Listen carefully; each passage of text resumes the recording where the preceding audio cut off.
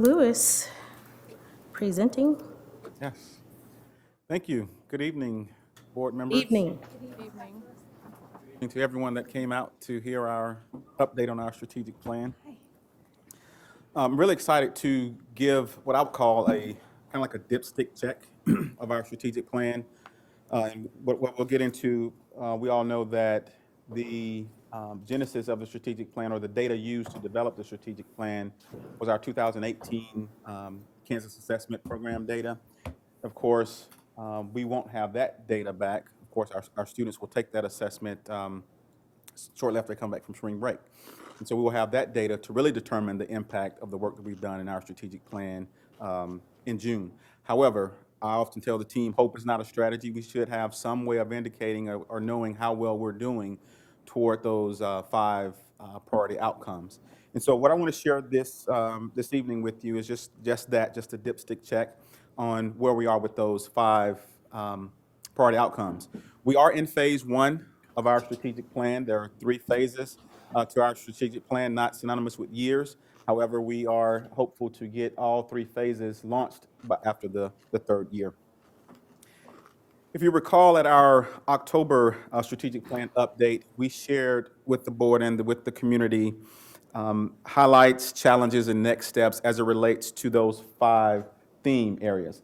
Now, keep in mind, these theme areas, cohesive curriculum, student-centered learning, those listed on your screen, are our way of getting to our strategic outcomes. These are the things that we're going to do, and they each have action steps and initiatives that we're going to do and do well to ultimately get to the improved student outcomes, which are on your screen. Our 5 strategic theme outcomes, not theme outcomes, but our priority student outcomes are increased literacy by 3rd grade, increased math proficiency by 8th grade, narrow achievement gaps between student groups, increase high school completion, and advance our students' post-graduation success in college or career. And keeping there again, these outcomes are all based on our 2018 Kansas assessment data. So let's dig in and look at how we're doing on our strategic priority outcomes. And I've pressed the button twice and nothing's happened.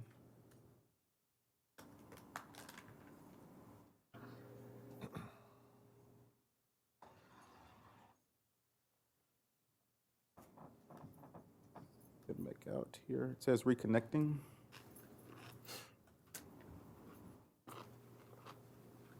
This seems trying to connect. Ooh, okay.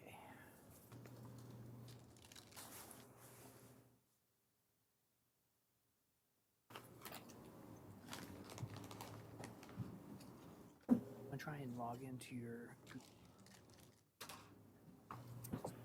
I can.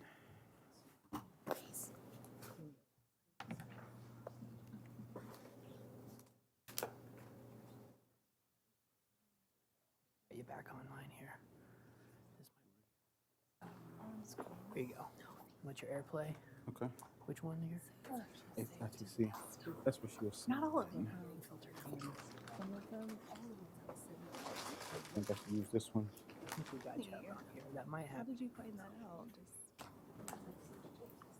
Yeah. Okay. I'm gonna take the safe route here. All right.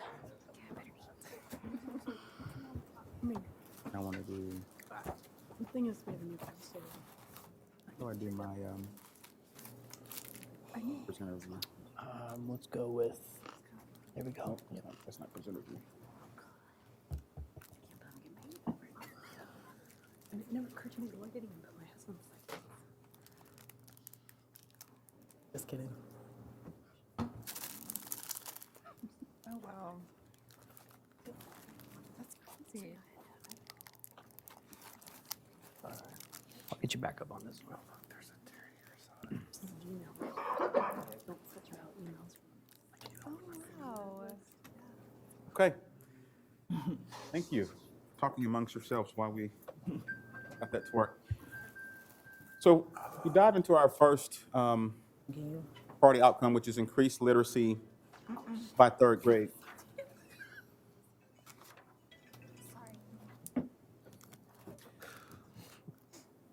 So first of all, the good news is we have increased our percent of students that are scoring level 1 and 2 by 1% point from 2018 to 19. So we are moving in the right direction. But with about 40% of our students scoring level 3 and 4, we do recognize that we still have about 52% that are still not where we want them to be. And now, in previous years, we haven't been able to kind of do this dipstick check before the assessment. And so what this has allowed us to do is really, what allowed our teachers to do and buildings to do is to really look at where we are as it relates to a particular standard and mastering that standard. And so we have about close to 15% of our third grade students that are currently meeting or exceeding reading expectations. There again, based on our common formative assessments, the data that Zach shared with you on last board meeting. So with that, we know where the standards are deficit. And so we know where our teachers are able to shift that instruction and maybe go back and reteach some of those standards. And so, like I said, we've never had this data before for our teachers to make those adjustments. In the past, it's just been, we've been teaching our curriculum, hoping that our students will increase mastery on that. But as indicated in January, we did take that our common formative assessment, and I will say it was a very rigorous assessment, and I think it was eye-opening for our staff to kind of see, whoa, it's not good, but it's good that we're able to note those deficit areas at this point before our students come back and take the exam after our spring break. And so again, we've noticed that our strength is in the area of reading info, and our areas of focus continue to be reading literature and text types and purposes. There again, we have that information, so we can go back and reteach those skills for our students. And I often said, we can't wait till third grade before we try to determine how well our students are mastering or exceeding expectations, meeting or exceeding expectations. We have to know where our students are really before they come to us. And I think we're doing some work with some of our early childhood centers to make sure that our students are coming to us kindergarten ready. This is our AimsWeb Plus data, our winter assessment data that assesses in kindergarten things like letter name fluency. In grades 1, 2, and 3, oral reading fluency, the rate at which our students are reading. And so here we're assessing just basic reading skills. Are our students at low risk, medium risk, or high risk of meeting that benchmark? And so, for example, you can see our current third graders, and this is based on the winter assessment, 79% of them are at low risk of not meeting the benchmark. So that's good. But we still have 12%, or roughly about close to 100 students that are at high risk. And so there again, the work that we need to do before they get to third grade is definitely demonstrated here. And so if we look at kindergarten, we have just 47% of our students that are at low risk, while we have 29%, or over 200 students that are at high risk.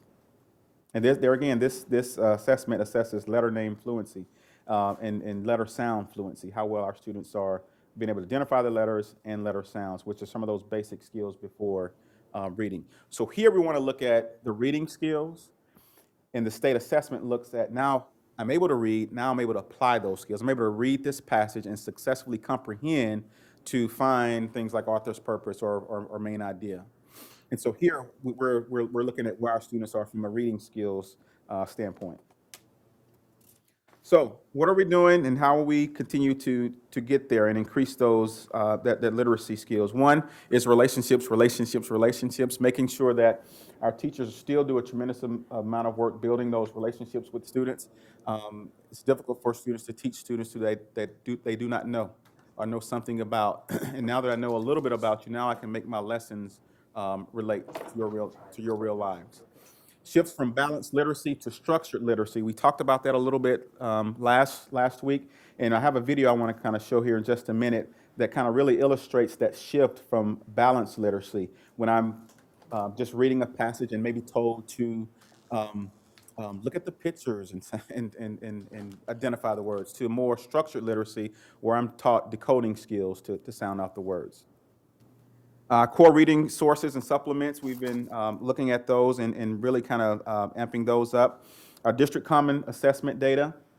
We have a data protocol for our buildings to use during their PLCs based on some of the data that Zach shared with you last month. How our buildings are taking that data back and using this data protocol to really dig in deep into their data. And then supportive, effective teacher feedback using DigiCoach. How our administrators are going into the classrooms and giving teachers feedback on their instruction, reading instruction, and then you'll see math instruction here in just a bit. So some of the things that we've done, our curriculum department has done to address the phonics issues, Words Their Way, which is a huge decoding focus.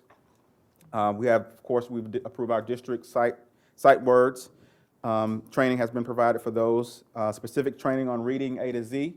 My daughter came home from her teacher conference and said, "Dad, I got Raz Kids on my mom's phone." So that's reading A to Z, and so she was excited that she's able to do some more work there with her reading, as well as decoding and focus training, phonemic awareness training for K-3, continued letters training, and our scope and sequence for reading in grades K through 5. We believe that focusing in those areas will help us with that shift from balanced literacy to structured literacy. And as I mentioned, here's a video to kind of really illustrate that shift that we're making as it relates to the reading. For almost a century, researchers have argued over the question, how do children learn to read? But for the last few decades, the research has actually been pretty clear. Written language is a code. Certain combinations of letters predictably represent certain sounds. Teaching young kids how to crack the code is the most reliable way to make sure that they learn how to read words. This kind of instruction is called systematic phonics. Connecting printed letters on a page to written sounds isn't intuitive. While some young children may make those connections themselves, most don't. The research shows that explicit phonics instruction benefits early readers, but particularly those who struggle to read. That's because small strengths or deficits at the start of reading compound over time. Of course, there is more to reading than seeing a word on a page and pronouncing it out loud. Children need to make meaning out of the words they read. That means that they also need deep background and vocabulary knowledge, and eventually they need to be able to recognize most words automatically and read connected text fluently. But knowing how to decode is an essential step in becoming a reader. If children can't decipher the precise words on the page, they'll never become fluent readers. In a systematic phonics program, teachers don't just address the letter-sound connections that students stumble over. They teach all of them in a sequence, and teachers explicitly tell students what sounds correspond to which letter patterns, rather than asking students to figure it out. 2 decades ago, the US government brought together a panel to evaluate reading research. The panel's report found that among students in kindergarten and first grade, phonics instruction led to improvements in decoding ability and reading comprehension across the board. Children at risk of developing future reading problems, children with disabilities, and children from all socioeconomic backgrounds all benefited. Neuroscience research has since confirmed that explicitly teaching these skills helps people learn how to read new languages more quickly. Of course, phonics instruction, like all teaching, can and should be differentiated to meet the needs of individual students. Once a student knows a sound or phonics skill, he should move on. Many early reading classrooms teach students strategies to identify a word by guessing, using context clues and pictures.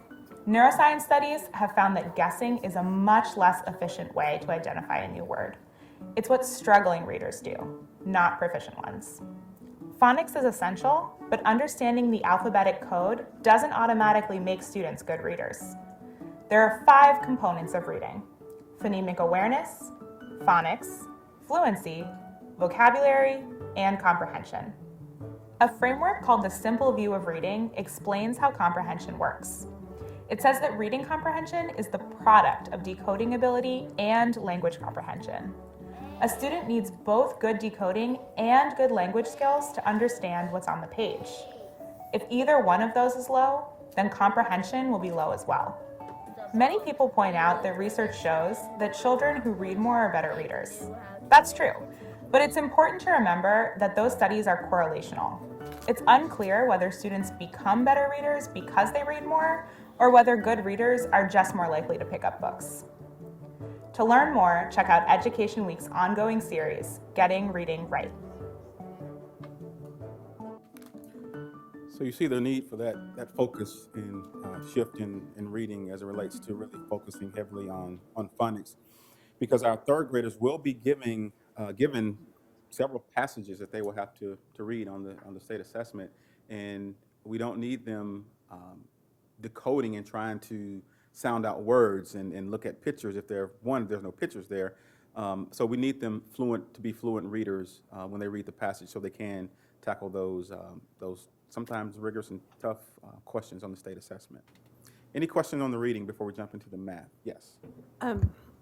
So I know we adopted a new reading resource not all that long ago. Are we looking at potentially switching resources for K-5, or would we consider using one resource for K-2 and a different resource for 3-5, depending on? I don't think we've not done that before that I have seen, so I was curious if that is something that we even could do. Yeah, and so I think the resource you're talking about is Reading Street. And so what we've noticed is that it wasn't heavy. It's not heavy on phonics, and that's why we brought in some supplemental resources that would address those phonic issues. And so your question is, are we going to adopt Reading Street again? Do you think that we're going to be looking, because it was only just a few years ago that we, It actually is up at the end of next year. is it? Okay, Setting your subscription, so it's perfect. I mean, okay, that's kind of what see, I've been doing this long enough now. It doesn't seem like it was that long ago, but apparently it was, so. Yeah. Okay, that's kind of where I was going. I was just curious where we were in the time frame for that. Yeah, and now that we know that Reading Street was not heavy on phonics, the next resource definitely needs to be. Okay, all right, thanks. Yes. I was just looking at the dyslexia timeline.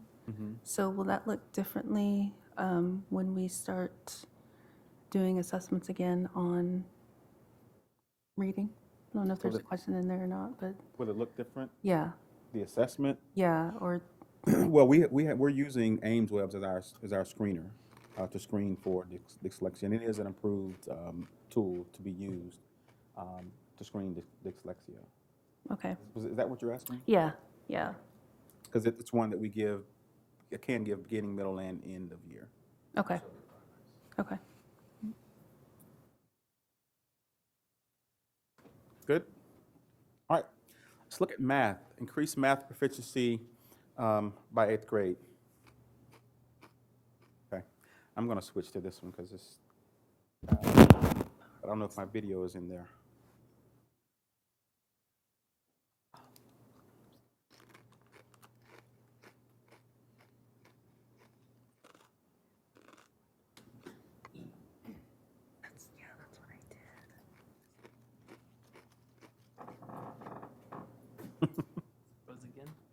Yeah.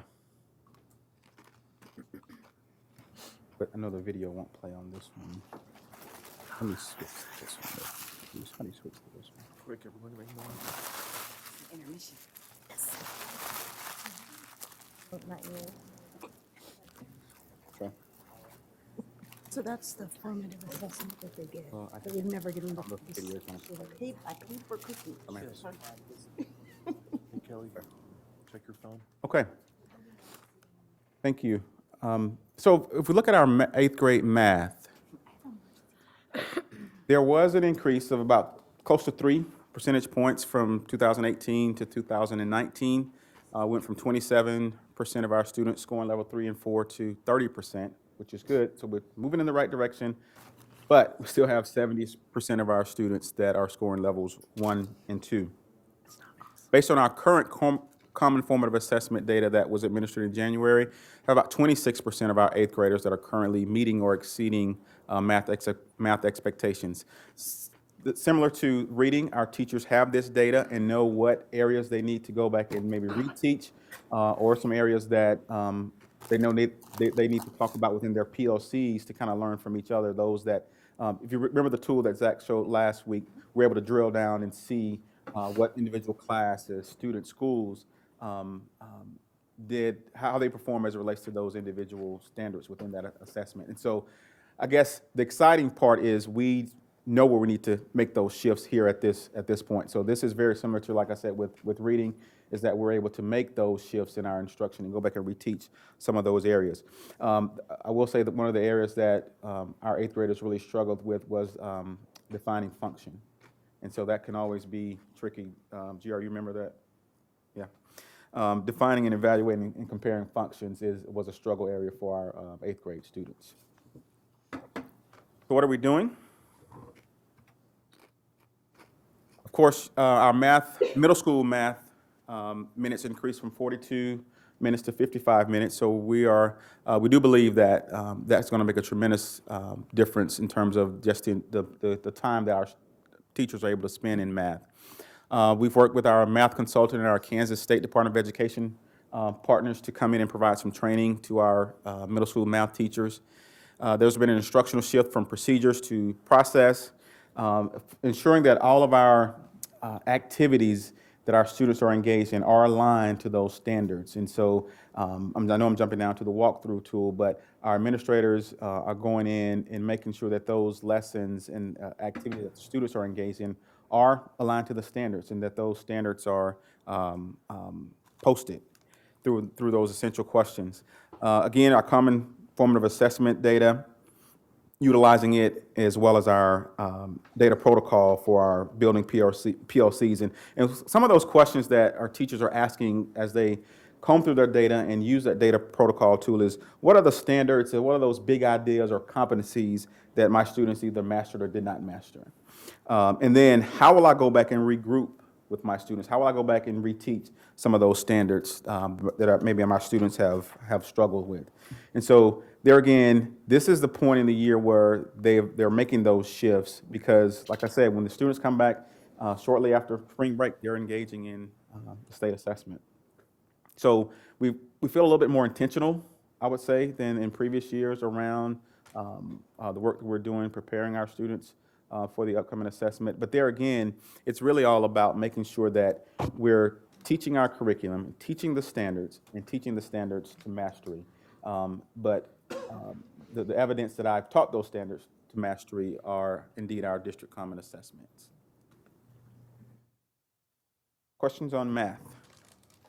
Yes, what is the benchmark for achieve, like what is the benchmark? Ideally 100%, Yeah. right? But what is the established benchmark? Yeah, so when we developed our strategic plan, we didn't set a goal or a benchmark. We know that the state, by year 2030, the state's goal is 75% of the students will score level 3 and 4. Traditionally, we've outperformed the state in all areas. So if the state's going to be at 75, then we probably need to be at 80 or 85. And so you're right, the goal is 100, but we're shooting for as many students as possible to score level 3 and 4. Do you see this year as kind of a benchmarking year, since this is the first time we've done these common formative assessments? Yeah, I would say yes. And Zach believes that next year these common formative assessments will be a little bit more reliable. Okay. Because we will have the state assessment data to kind of, is it a full Lincoln study that you will do? Yes. Okay. Yeah. So in other words, our common formative assessment could be slightly harder or not as hard as the state assessment. We are going to have to be able to see how we turn out this year to be able to adjust that. Yeah, if we're going to use it. Okay. Good. So now let's look at achievement gap. So this is really the work, right? This is the work that many schools and school districts around the country are really grappling with. How do we close those achievement gaps? Well, first, I would say that just the term achievement gap, we have to kind of look at that a little bit differently. We believe that the term achievement gap really unfairly places the blame on the kids, right? I always say there's nothing wrong with the kids, right? But when we say achievement gap, we pretty much placing the blame on the kids. I think if we look at it, because we know that there are opportunity gaps that lead to the achievement gaps. And I'll just read this. These opportunity gaps refer to the fact that the arbitrary circumstances in which people are born, such as race, ethnicity, the zip code that they're born in, socioeconomic status, these factors really determine their opportunities in life, rather than all people having the chance to achieve to the best of their potential. And that's what we want to create, a space where all of our students have the same opportunities to perform at high levels. Opportunity gaps draws attention to the conditions and obstacles that young students face throughout their educational careers. It is therefore accurately places the responsibility on an inequitable system. And that's what we're about, disrupting the inequitable system that is not providing those opportunities for all kids to thrive and succeed. So what is it about our educational system, our Lawrence Public Schools current educational system, that is producing these results? And how do we make sure that we are giving each and every student the same fair, I hate to use the term fair, but the same opportunity to meet or exceed those standards? That's the crux of this work. And so that opportunity gap, again, implies that when given the resources, when given the opportunities that they deserve, all students, every last one of our students can achieve. But most importantly, it does not place the responsibility on the kids for systemic injustices. So when we look at this, some of the data from our achievement gaps and our opportunity gaps, we'll begin to see how this is the work, and this is what we need to do moving forward.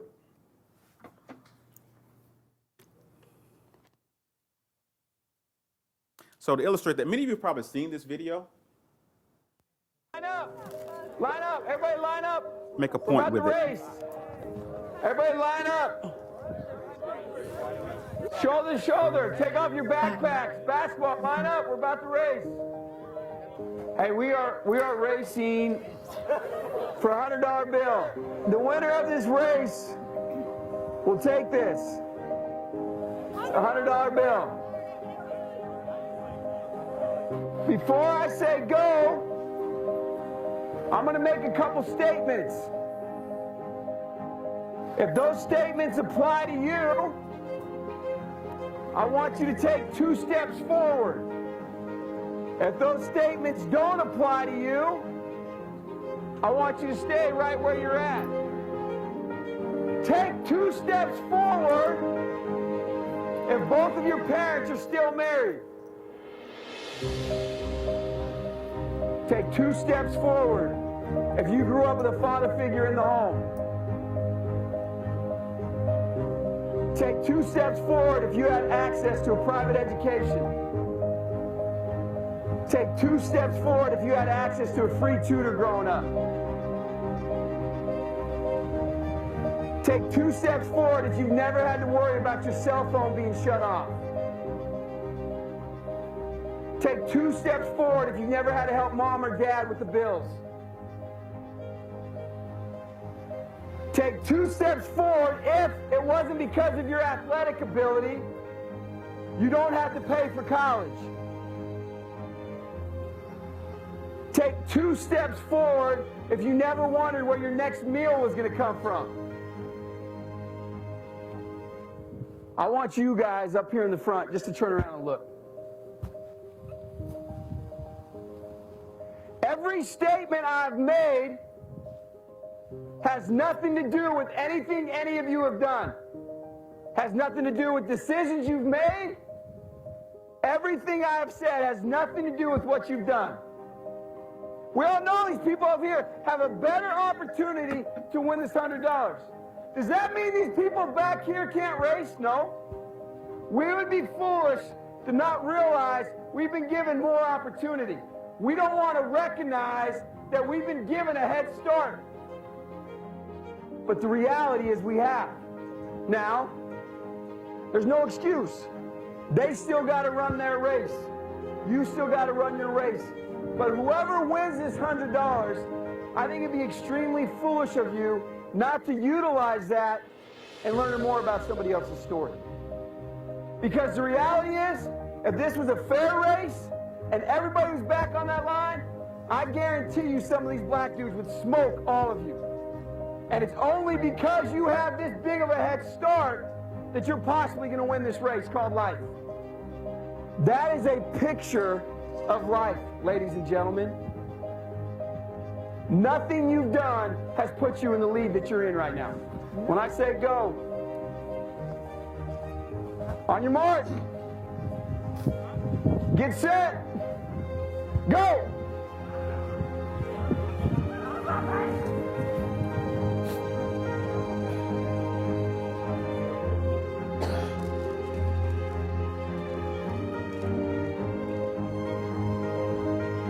If you didn't learn anything from this activity, you're a fool.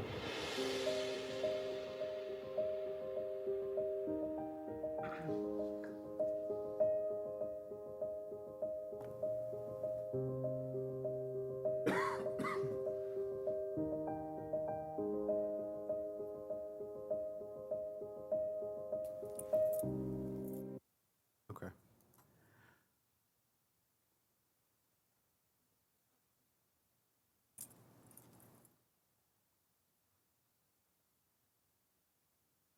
So, that kind of resonate with you in any way?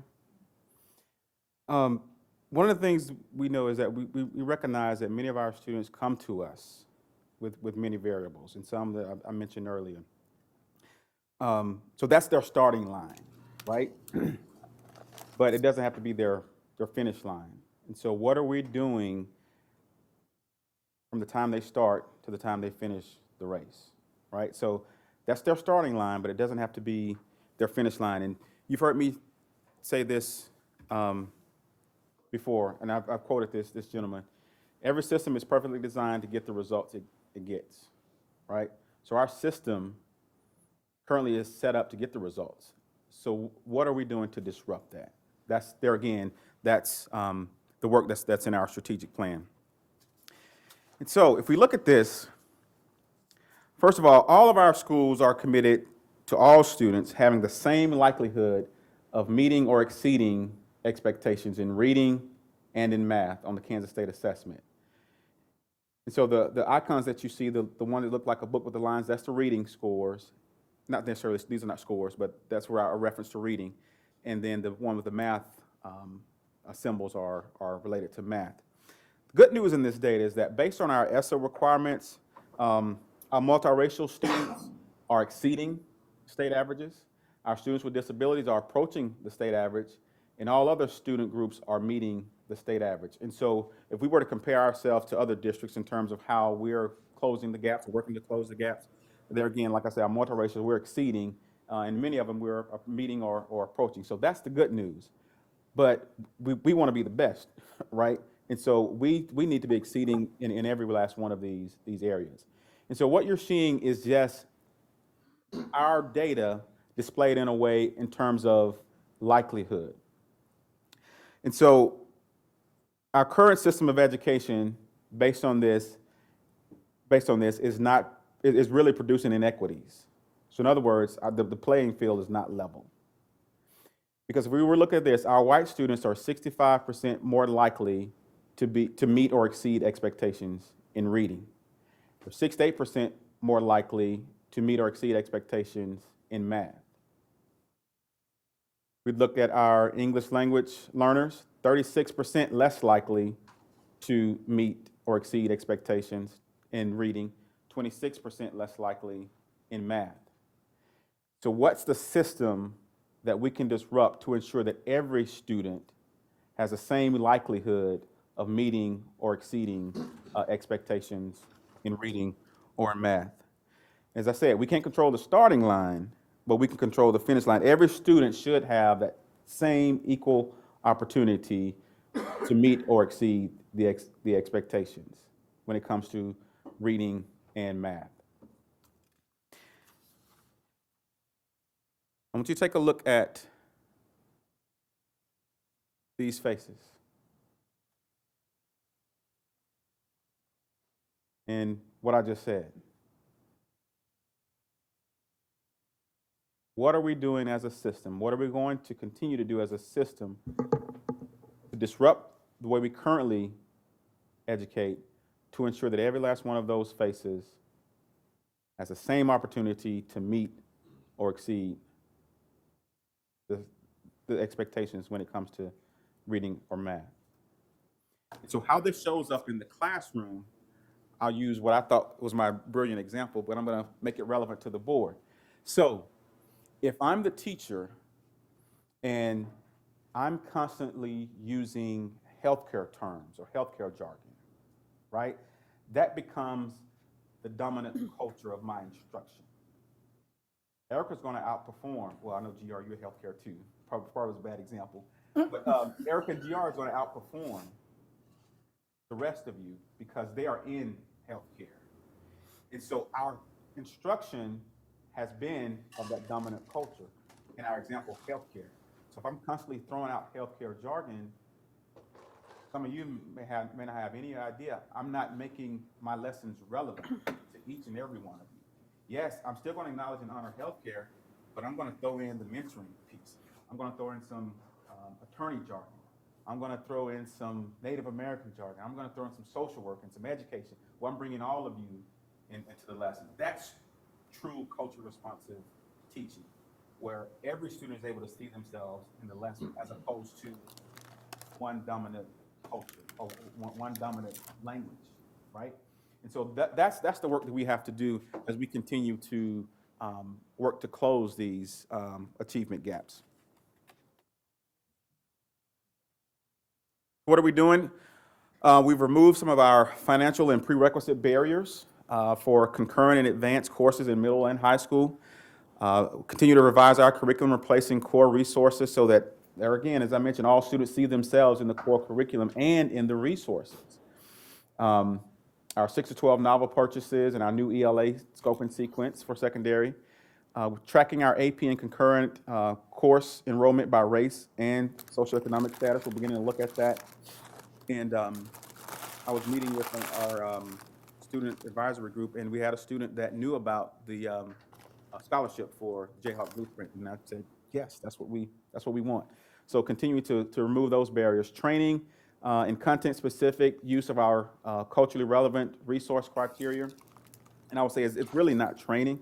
It's really just continued awareness and usage and knowing when to use the culturally relevant resource criteria. So if I'm going to teach a lesson or if I'm going to use this resource, taking it through that culturally relevant resource to make sure that it answers those questions that are set up in there.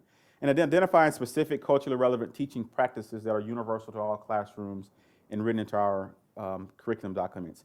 That's work that can be done in our professional learning communities as well. So what are those culturally relevant teaching practices that we know will bring every student into the lesson? But here's the challenge. We must continue to confront our discomfort through self-reflection and analysis of our underlying assumptions in order to become aware of the unconscious biases that influence our teaching. That's our reality. Acknowledging that, but not only that, what are we doing to make that shift to ensure that there's not a lot of biases in our instruction and our teaching?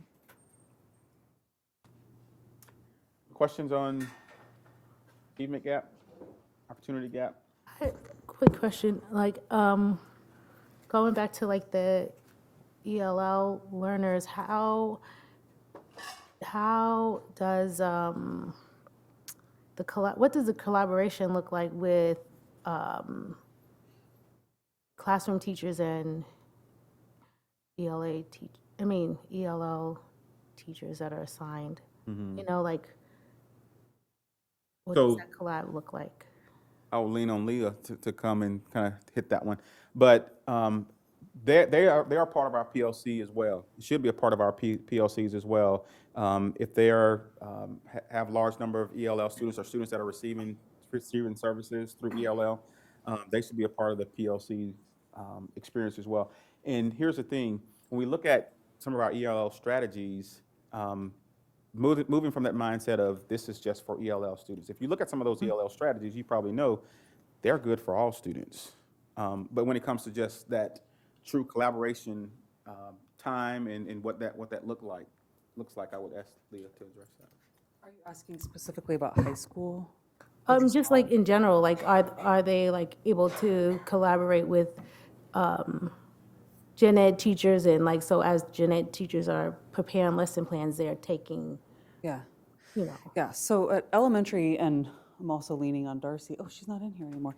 At most elementaries, those teachers have common plan, and the ESL teachers would come in during common plan. They're also a part of PLCs, like on a rotating, so they can get to all the grade levels. At a school like Hillcrest, there's an ELL teacher at every grade level, so it's easy to get them in PLC. But at a school like Quarterly, there are 2 ELL teachers for the whole school, so they have to, and they're split K1, 2, 3, 4, 5.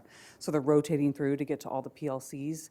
Middle school, they were in the former schedule going to team meetings.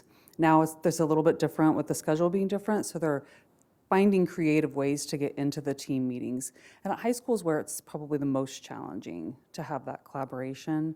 But we are working towards a lot of pushing in. So you see that collaboration happening like on the fly, where the content teachers, the teacher like in a science classroom is the content expert, and the ELL teacher that's in there supporting is actually supporting the instructional practices that they know would be good for those students, if that makes sense. But that's where it's a little bit more challenging just from a time perspective.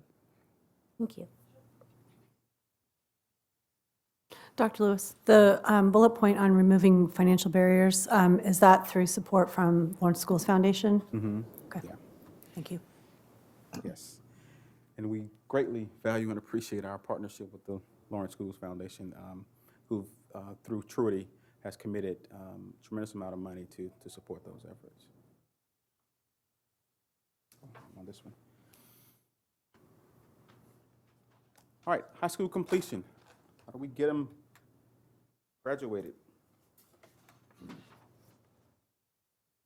So at the bottom, you'll notice our graduation rates for the past 2 years, 2018 at 82%, 82.4 rather, and 2019, 82.8. Slight uptick, going in the right direction, but there's still a large number of students that are not graduating.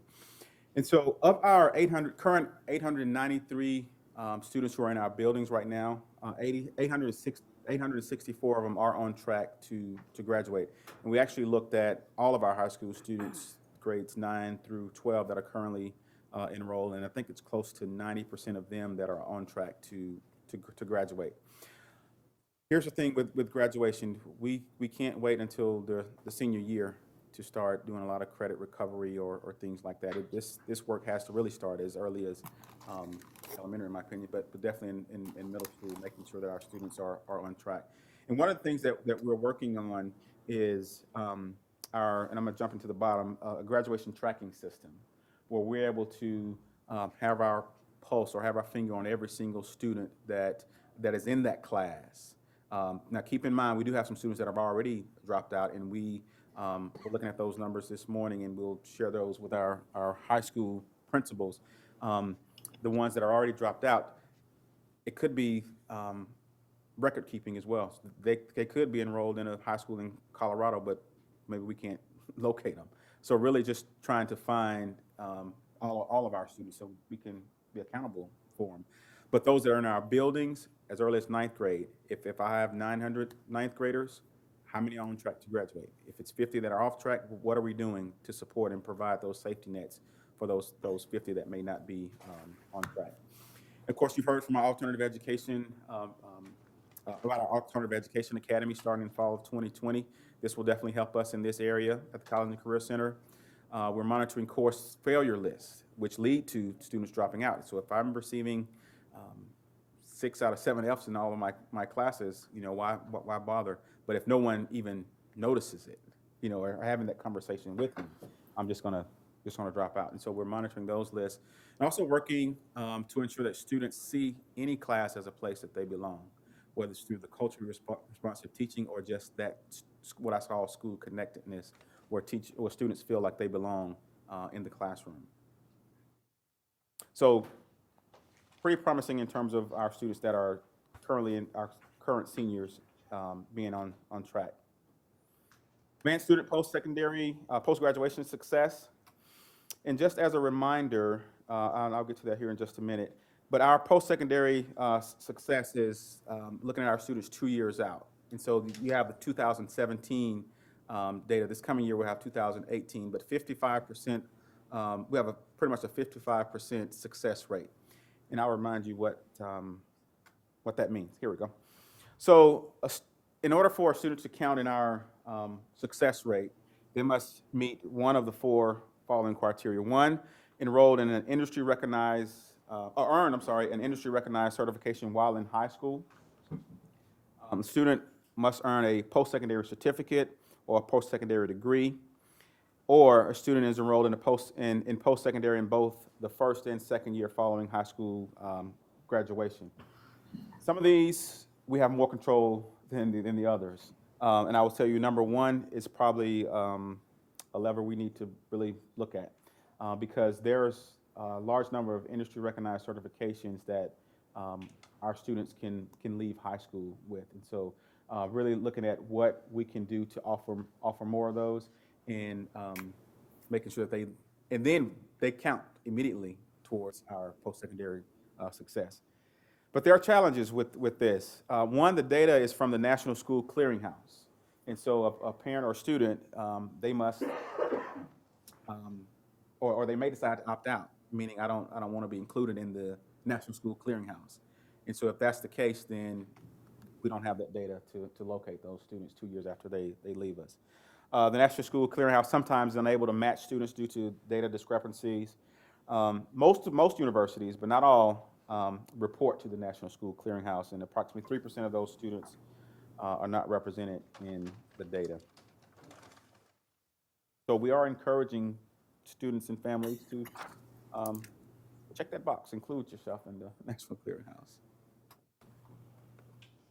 In addition, our Jayhawk Blueprint. Dr. Lewis, Yes. do you know if there's been any further movement or push to get military service included in that success? They have to self-report? Yeah. No? Zach said no. State Board has been saying all along that it would count, but that we would have to provide that data to them. In those numbers, we don't have a way to provide that. The state board or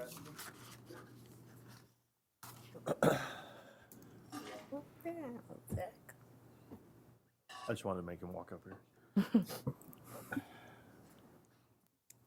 the state board of education has no way to collect that information, so they're not including any of that in there. Typically, the way that we've seen it done in other states is through Social Security numbers and linking military Social Security number with our high school.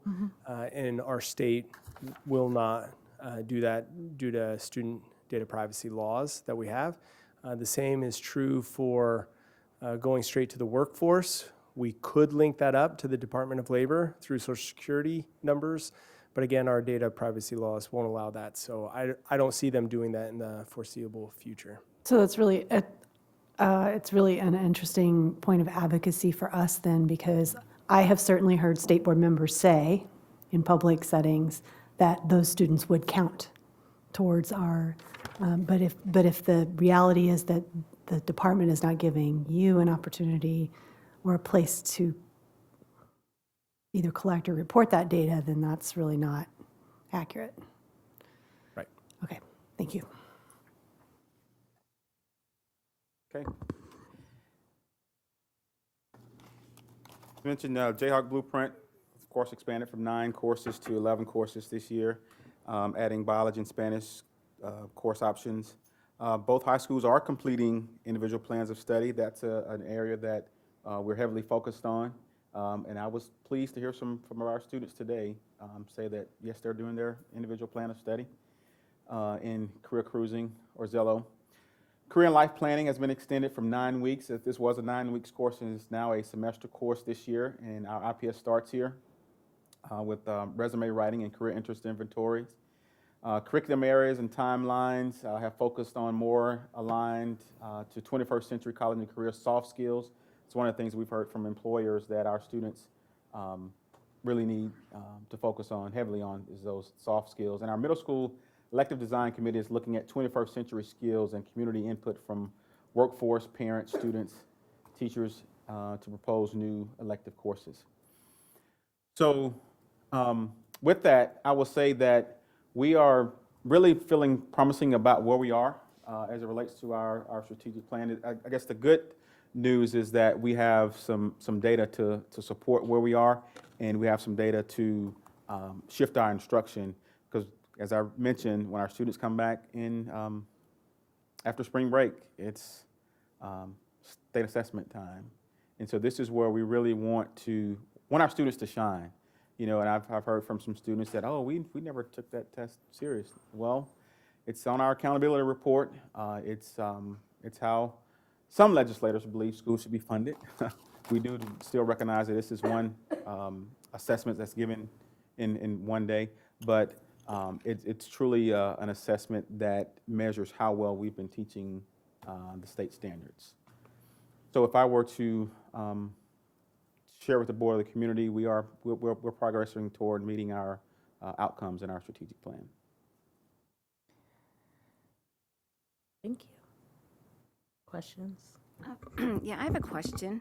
On the 22nd slide, the one that it says 864 of 893 high school seniors are currently on track to graduate. Are we somehow tracking or getting some kind of assessment data from those students who are not on track? Maybe some input of why they're dropping out or what's going on? Yes, those are the students that I mentioned that Yeah. either are on the failure list, Yeah. or in the process or could be in the process of credit recovery.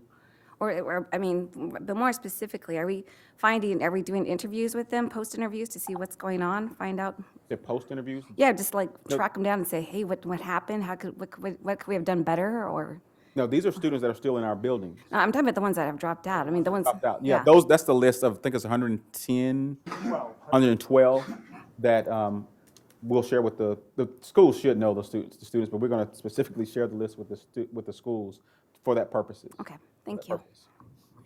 So I have a question related to the industry certifications, and kind of a bit in line with what Carol is asking.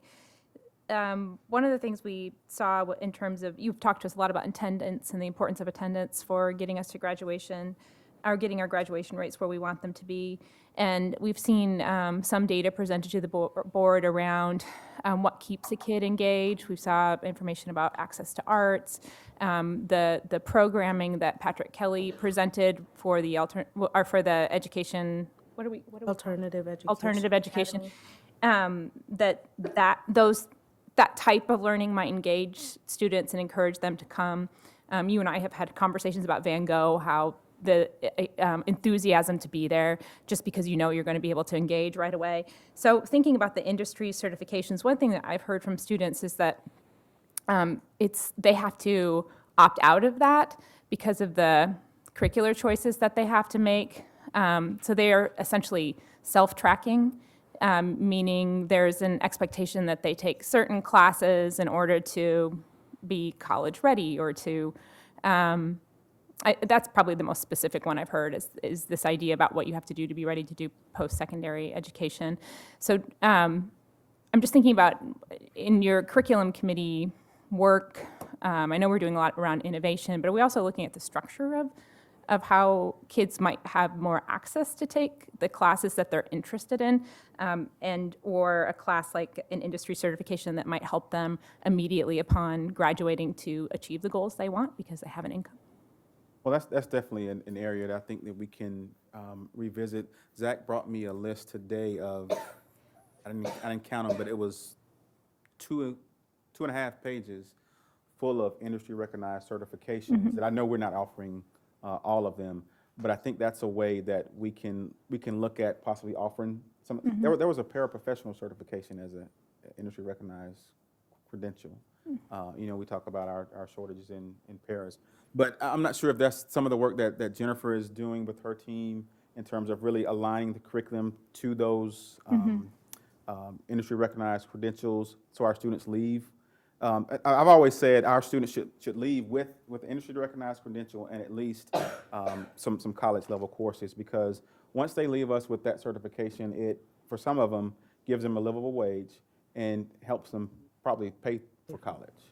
And then also just the engagement piece, like you want to be there. You're doing something that you love, you're doing something that's engaging. Not to say that the other courses aren't engaging, but for some kids they're not, and they just need that hook. Right. So There's it's that something to think about. true relevancy there Yeah. for me as a student, because this is an area of that I like, as opposed, not saying that they don't like any other classes, but this is a track that they have really some serious interest in. Yeah, so like I said, I just saw that long list today, and so we'll have some conversations about how we can potentially expand that. Thank you. Any more questions? Thank you, Dr. Lewis. Welcome. Does anyone need a break before we commence? We're going to take about a 5-minute break before we resume to our regular board meeting.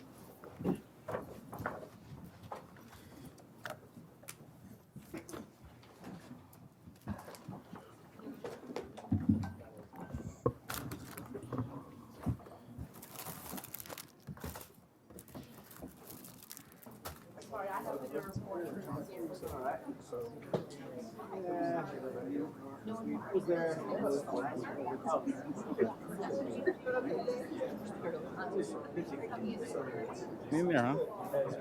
You decide to stay? Thank you.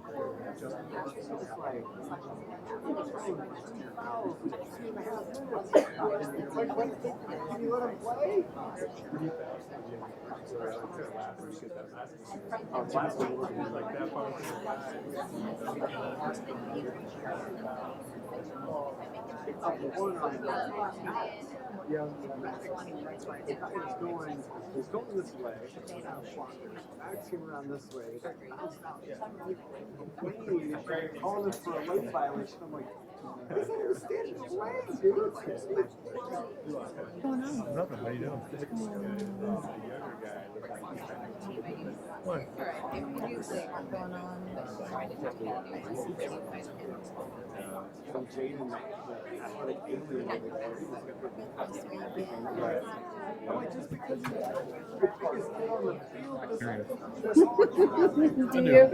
I do. I don't live it, but I can hear you. Yeah.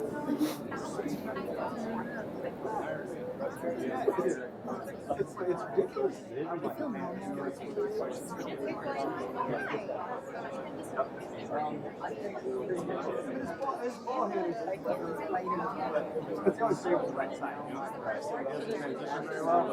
Remember?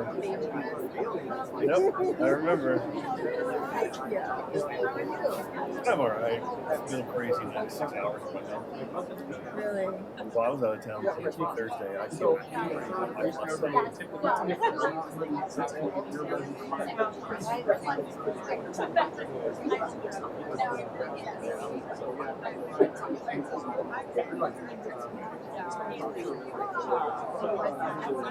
has about a 90-minute window that she can address it before she falls off a cliff. And it was after the funeral when she was talking to family, and she just missed it. So she fell off a cliff, started throwing up. She couldn't recover. But she was supposed to, so she was flying home to Charlotte, like an hour and a half layover, and then to Kansas City. And so they decided to put her on a direct flight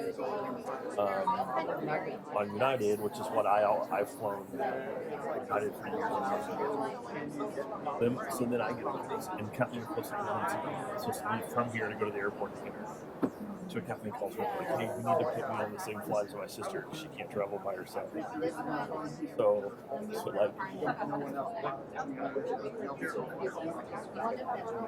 Kathleen and her sister and her dad are on orbits trying to get Marv on this flight. And I call with my Miles Plus number and put them both on the flight before they can finish the transaction through orbits. Correct. So she came home last night, and then Kathleen went over there today just to check on her, and she was doing fine. And then Kathleen she should stay over there all day. I'm like, why are you doing? Why are you back? Oh, because Barb's feeling better. Oh, by the way, Barb has her van because her van wouldn't start this morning. So now we're down a car because family.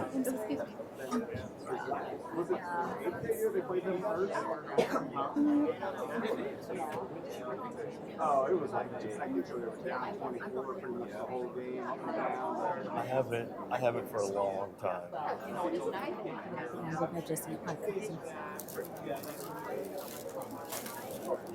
Oh, you want a cookie? I probably need to see it, but I had a cookie, but I wanted to just make sure. I think this is her place in Wichita. I have to ask Dr. Lewis. Do you have I was wearing heels like went to December Valentine's Day. Good evening. I'd like to call the February 24th, 2020 board meeting to order. May I get a motion to approve the agenda? Move to approve the agenda. Second. All those in favor? Aye. Aye. At this time, we would like to do special recognition. We have the Boys and Girls Club Youth of the Year, Ali Martinez, along with Alyssa Bauer, Boys and Girls Club of Lawrence, Director of Marketing and Communications.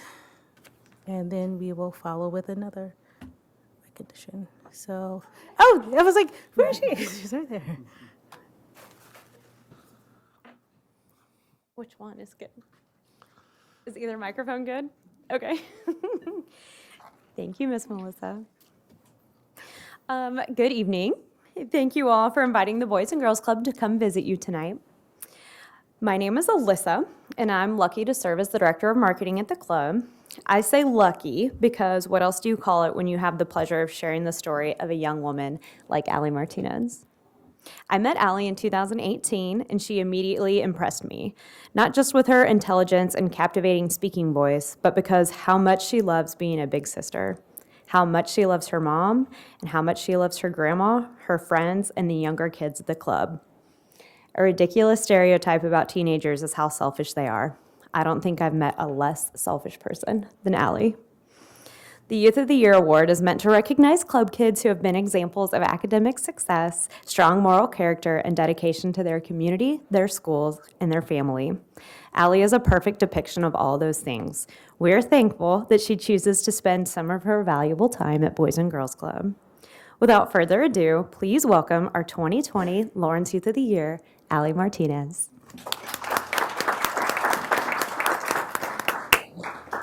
Hello, I'm Ali Martinez. Thank you for giving me the opportunity to share my story. And 1 year ago, I stood on a stage at Youth of the Year and told everyone my motto, try me. These words pushed me through life's struggles.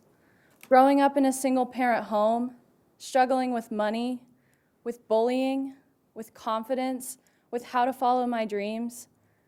I used my creativity to face problems. However, the last half of 2019 tested me on my motto. And in that test, I found another 2 words, show up. My summer started full of optimism. I was in the gym every morning. I was at concerts with friends. I had an interview for a dream job. Then it all stopped. On July 28th, I fell down a flight of stairs at work. With a broken fibula, a spiral fracture on my tibia, and torn ligaments in my leg and foot, I had surgery. I rolled out of surgery with months of physical therapy. I felt lost in my own body. My head was worse. It felt like I was falling through space and would never land. I told life, try me, and it had listened. It is also when I learned that no person can do try me alone. 2 of my best friends helped load my backpack and scooter into my grandmother's car every day after school. They showed up. My grandma, who was recovering from surgery, became my constant companion. She understood my darkness. She showed up. My mom was like Superwoman, constantly on her feet, helping me with whatever I needed. Life hadn't finished trying me yet. A few weeks after my surgery, my grandmother had a stroke. She had been so supportive and understanding that to see her go through another challenge was heartbreaking. Life kept throwing punches. My grandmother and I, both in recovery, were in a car accident. I was stuck in a bad dream. Who goes through all of this at once? But one night, my mom sat down next to me and said, "Try me." She was holding me to my words. I could feel myself gravitating towards the ground again. Another family showed up for me, my Boys and Girls Club. After months of being gone, I was welcomed back with open arms. Seeing the faces of the kids when I came into the gym made me feel complete. They didn't notice my cast or scooter. They saw me. Rejoining Youth of the Year, helping in Power Hour, drawing with friends, my club showed up for me. Even as a senior in high school, I feel this club is a home. Along with friends, family, the club gave me the tools to pursue my dreams, to let life try me. But they also helped me stand on my own 2 feet, back on the stage when I needed them the most. Thank you.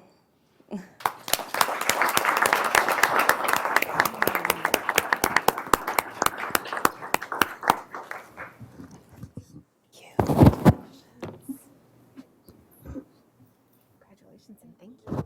Congratulations, well done.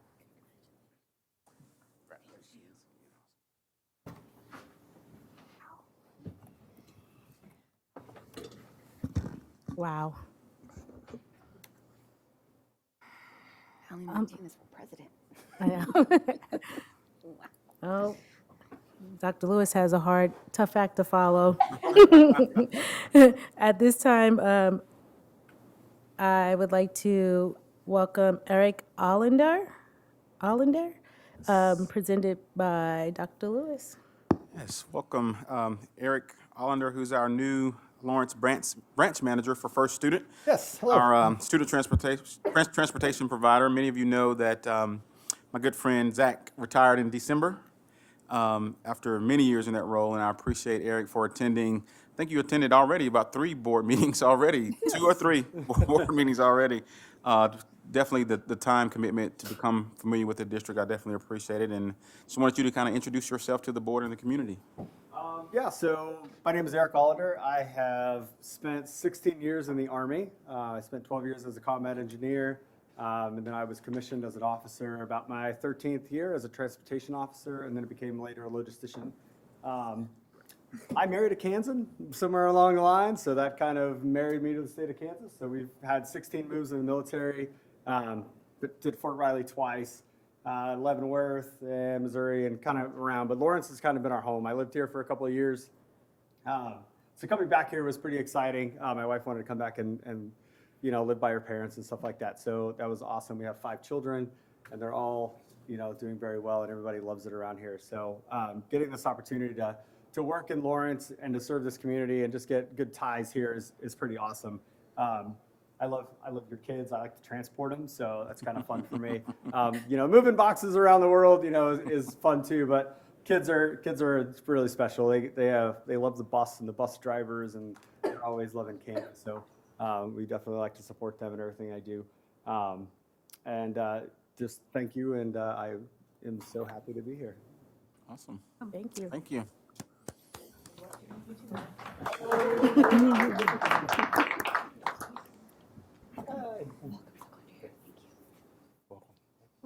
Thank you.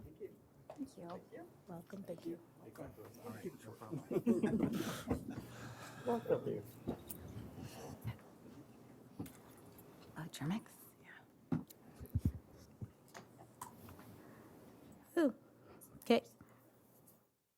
We will move on with a report from me. Once again, good evening. It's always good. It's always a good feeling to share the wonderful things happening in our schools with our community partners and our scholars. And I wanted to extend my congratulations to Ally again. And couple of things, I think it's been a while, extend my congratulations to the individuals who competed in the regional wrestling match this past weekend. Congrats to former board member Jill Fincher's son, Lou, who won first place in his weight class at the regionals. And I wanted to highlight, I think I did last time, but it's been 2 weeks, so it's okay. I wanted to highlight the women's wrestling team again. I believe that they are to have their regional competition, I think, this coming weekend. And we have an undefeated sophomore in her weight class, Madison Gray of Free State High School. We also have in the paper, I think it was in the paper, the future city winners of Southwest High School. They won at the national level, and that's a huge honor. Hopefully, we'll have them to attend a board meeting and just kind of share more information about their project and their experience there. It's been about a week, but I've had the opportunity to volunteer at Lawrence High School. They held their speech and forensic speech and debate invitational, so they were not competing, but they were excellent hosts, and I got to listen to some amazing scholars from around give some I just love forensics and debate. I love being able to be a judge whenever the opportunity arises. And then they also had some former, some LHS alum that came back to judge as well. So that was pretty neat to see because of the community that they have within forensics.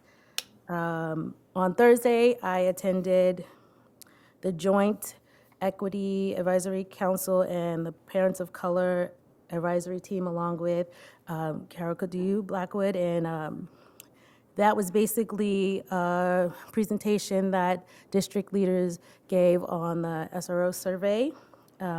Couple of takeaways that they had, that some of the members of EAC and POCAT, as I like to call it, where they were concerned with like the differences, the disparities between what was perceived by students as opposed to what was perceived by teachers. So like bullying, like whereas maybe teachers felt that the question that was asked, like they felt like SROs probably handled bullying, but there was a difference in the perception. So those were some of the concerns that they had. Some asked, and I think Dr. Lewis, you touched on that before, they were wondering how the selection process went in some of the committees, how they get the students. I know one of the principals mentioned like they'll offer like 2 to 3 student names based on, their alphabet within Lawrence High. I think that's how they went. Like those community groups, the student-led groups. Of something that we talked about, the roles of the staff versus the SRO when we have those, when we have that, just distinguishing those, and we talked about, I did confirm that that was something that we talked about at the board meeting. And one of the things that they were wondering is the term SRO misleading, is that a term that we have to use, or whether we just say that they're police officers in school. Again, I'm just relaying some of the debriefing of the meeting. And I think one of the biggest things that we heard, the district leaders did make them aware that, right as of this moment, the city's not asking us to fund it, and we don't know when. But one of the posing questions was, if, when we come to that point, if we come to that point, would that money be best spent towards hiring staff with the actual qualifications as a social worker? Because I think either in the video or one of the individuals mentioned how they're seen as counselors and things like that. So they were wondering, like, well, if that's the role, why not hire someone who has that background? So I felt like the district leadership did a great job of answering questions and going to, informing them that they will find out some information to some of the questions that probably were not answered, as well as wondering, and maybe this isn't a question for the Lawrence Police Department or even us, because, the district, about the type of record keeping, like when students are involved with the contact of a student contact with an SRO, how do we annotate that? Like whether, and correct me, fill in the blanks if I'm wrong. Wanted more aggregate data. Yes, so like whether it's when they had an encounter and they had to remove a student, was it just walking along? Was it handcuffed versus, was it restraint force? Like the type of, like having data to kind of be able to present as incidents occur. Did I miss anything? You got it. Okay. All right. Thank you. Yeah. And I think that's about it as far as meetings. We had to have some things canceled as we went along, but that's the end of my report. At this time, I'll have Dr. Lewis report of the superintendent of schools. Yes, thank you, Board President Johnson. You want to introduce our? Oh, yes, I am so sorry. And I would like to introduce our student board member, Ben Wilkerson, freshman at Free State High School. Again, as we tell all of the student board members, you are welcome to offer us input. We love hearing from a student's perspective, so you have the same rights into contributing your comments, and welcome again. Yes, thank you. Ben is also one of the lucky scholars, I guess, that's on my Superintendent Student Advisory Council. So we just had a meeting prior to our work session, and Ben decided to stay for board meeting. So definitely thank you for being here. Congratulations to Elise, our administrative assistant and board clerk, Elise and Craig Donnell, on the birth of Craig Donnell III, or CD3 is what he's called.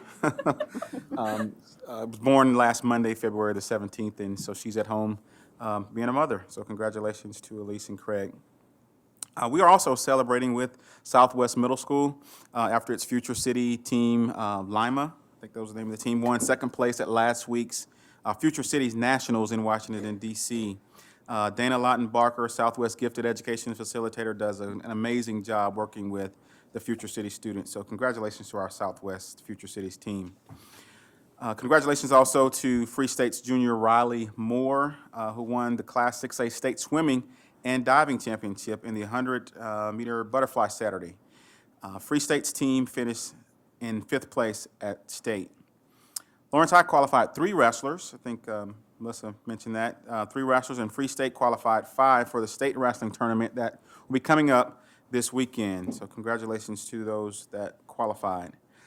Among the top finishers, Firebird Lou Fincher placed first in the 132-pound weight class, and Lawrence High's Kevin Honus placed third in the 120-pound class at regionals this past weekend.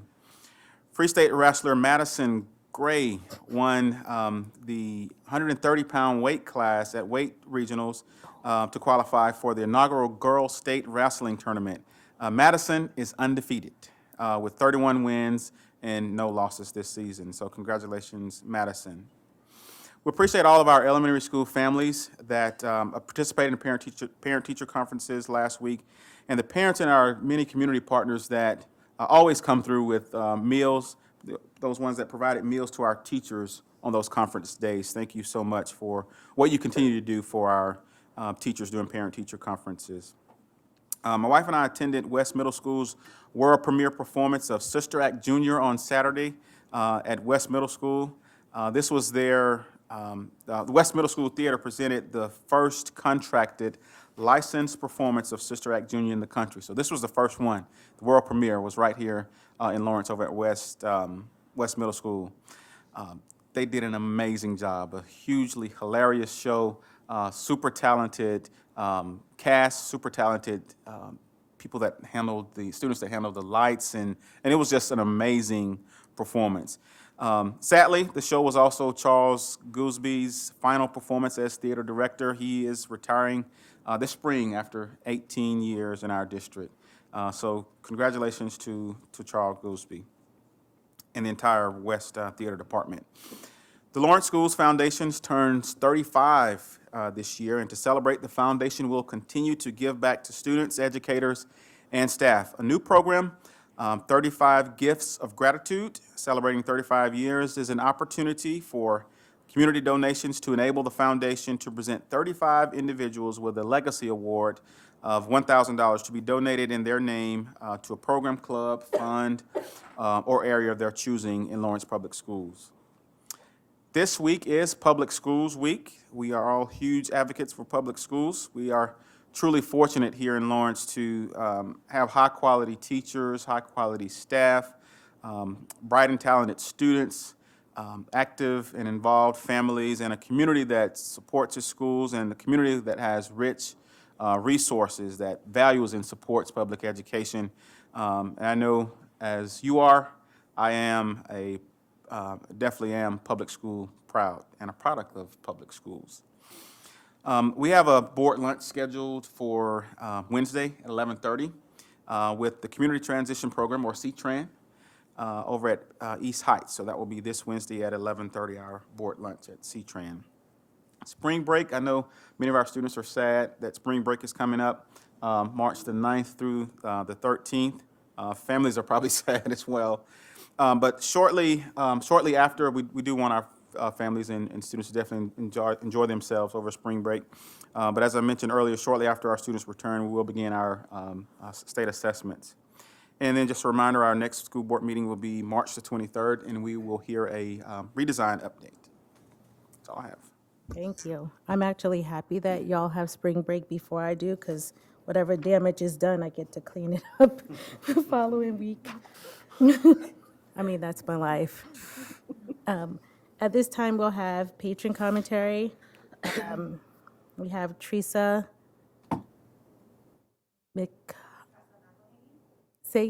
Tressa. See, I told you it was Tressa. We're nice, Jack. Tressa. My apologies. Can you say your last name one more time? McElhaney. McElhaney. Thank you. I would like to read the audience participation before you start. The USD 497 Board of Education welcomes patron comments and thanks you for taking the time to talk to us about our policies and procedures. We set aside this time during our regular meetings to hear from the public. This is your time to share your opinions. However, complaints about specific staff or students will be heard by the board in executive session in order to protect the privacy of the individuals to be discussed. While you are not required to share your contact information, we ask for that information so district staff or the board can follow up with any specific concerns you may have. We'll invite comments on topics not included on the agenda at the beginning of each meeting, and comments relating to the agenda items are welcome after the board has had the opportunity to discuss the topics. Please limit comments to 5 minutes, if you can. I kind of hate to follow all the positivity with my remarks to you tonight, but I have 4 children who attend school in this district. I volunteer in their schools, and I'm a substitute teacher in the district. And I've seen a lot from a lot of angles. I'm here to be a whistleblower. There are classroom management problems district-wide because of the lack of support we have for our students and teachers. I was talked out of staging a protest tonight to illustrate the big problem of our classroom culture norms, as our teachers are overwhelmed by class size and students with unmet social emotional needs. It was going to look like people being rowdy and loud before the meeting came to order, on the verge of breaking something or hurting someone. We don't settle down. A person or two talks over whoever's trying to lead the meeting. Regular, sustained interruptions. It was going to be just a theatrical performance to make a really big point. And if we're playing by school rules, none of these disruptors would have left until they'd offended multiple rules multiple times. And then most of the time, they're back in the classroom within 10 minutes. We would only get through, if we're lucky, half the agenda. And when you do this as a regular routine, think how far behind we're getting on business or academics. At Central Middle School, where my kids attend, the administrators are not even in the building at least once a week, it seems like. Sometimes they're gone for more than one full day at a time. Why they are ever pulled from their stations in this already understaffed environment in one of our most needy schools is outrageous. We wouldn't pull teachers from class for seminars during the school day, during the school year. So why are we pulling administrators, the last resort rule enforcers? I can tell you firsthand how helpless and demoralizing it is to know that no one is coming to help you and that there are no consequences happening to these disruptive kids for their horrible and abusive behavior. At Cordley, we lost a first grade teacher after winter break. There's the PR version of the story, but the classroom parents know that she was undersupported in the classroom. This situation was so bad the first semester that the principal was often in the classroom as support most of his day. Now we finally have a stable teacher in place who is doing a great job cleaning up the mess and reestablishing respectful classroom culture. She does it with one or more paid aides in the classroom almost all day and several volunteers that cycle in through the week. My daughter is in this class and has been traumatized by the things she's seen this year. Almost every morning she asks not to go to school. She has regular anxiety symptoms that sometimes require her to take off a day of school for mental health. A first grader stressed out by school.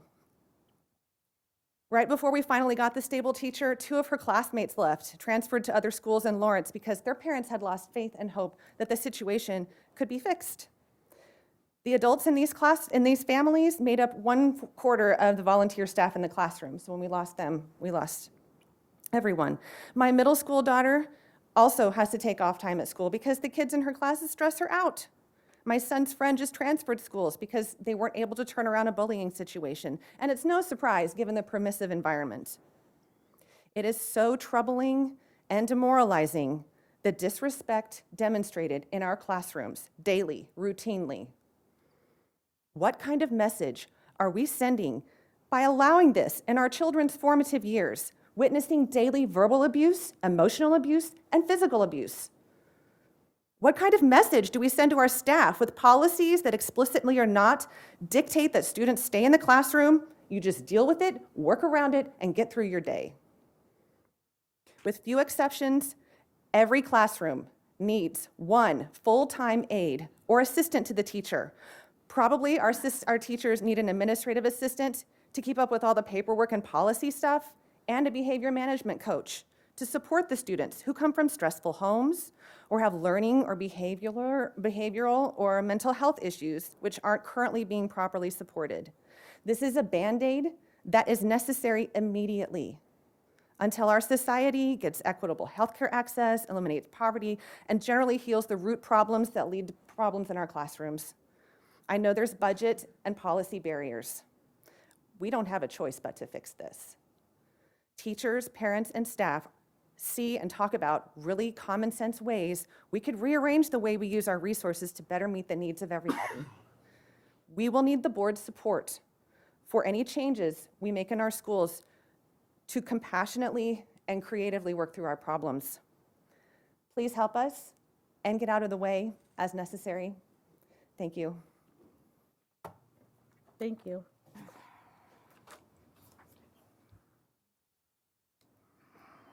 Do we have any last minute board and patron commentary? Okay. At this time, I will turn it over to board commentary. I'm ready to go. All right. It was a busy week after our last board meeting. I just wanted to share we had a great opportunity to take a tour at Peaslee Tech and see the new welding classroom there and all of the programs that we are providing or have access to in partnership with Peaslee Tech. I really appreciate that partnership. I think it's a great thing that has been added to our district during my tenure on the board. Governor Kelly was in town that same week after our last board meeting at a lunch for the Chamber of Commerce. I attended. It was really great to hear an update from her on where things are headed. As always, she mentioned her support for public education, and I'm very thankful for that. Wanted to thank our new board members who have gone through the Foundations of Boardsmanship training. Paula did it in January. I attended on February 15th with Carol and Erica as a board mentor. And it's a day-long commitment to do that training, and I really appreciate that you took the time to do that. I hope you found it helpful and a source of growth and inspiration. Attended, I am the outgoing site council representative for Deerfield Elementary. We had a site council meeting on the 17th and heard a preview of their update on their school redesign work, and I'm really excited to hear more from them and from our other schools that are participating in the school redesign process. Have a few things that are going on with Kansas Association of School Board work that I wanted to share with the board. This coming Friday, I have my next meeting as a member of the Governor's Council on Tax Reform. We're going to get a brief update on what's been going on this legislative session in the area of tax policy, and also hear from a couple of different outside kind of think tank groups on tax policy. In addition, Governor Kelly is going to recognize Public Schools Week with a proclamation signing that I'm going to be attending on Friday morning. Just wanted to remind the board that if you want to tweet about Public Schools Week, you can use the hashtag Public Schools Proud, either on Twitter or other social media, to share good stories about what we're doing in public schools. Because I'm statewide president this year, I have the honor of getting to share our district with the Kansas Association of School Boards Board of Directors and staff. On Friday, March 6th and Saturday, March 7th, we will have our spring board meeting here in our district. And thank you to Dr. Lewis and Julie Boyle and all of the staff members who are helping to plan a showcase of our district on Friday afternoon. We're going to get to see some of the really cool things and hear from some of our staff and students about the work that we're doing in our district, and I'm very excited to share that with my counterparts from across the state. I wanted to also highly encourage my fellow female board members and district administrators to consider registering for and attending the second annual Kansas Association of School Boards and USA Kansas's Women's Leadership Summit, which this year is taking place in Manhattan on March 24th and 25th. It starts at about midday on the 24th through the evening, and then there's programming the next morning through noon.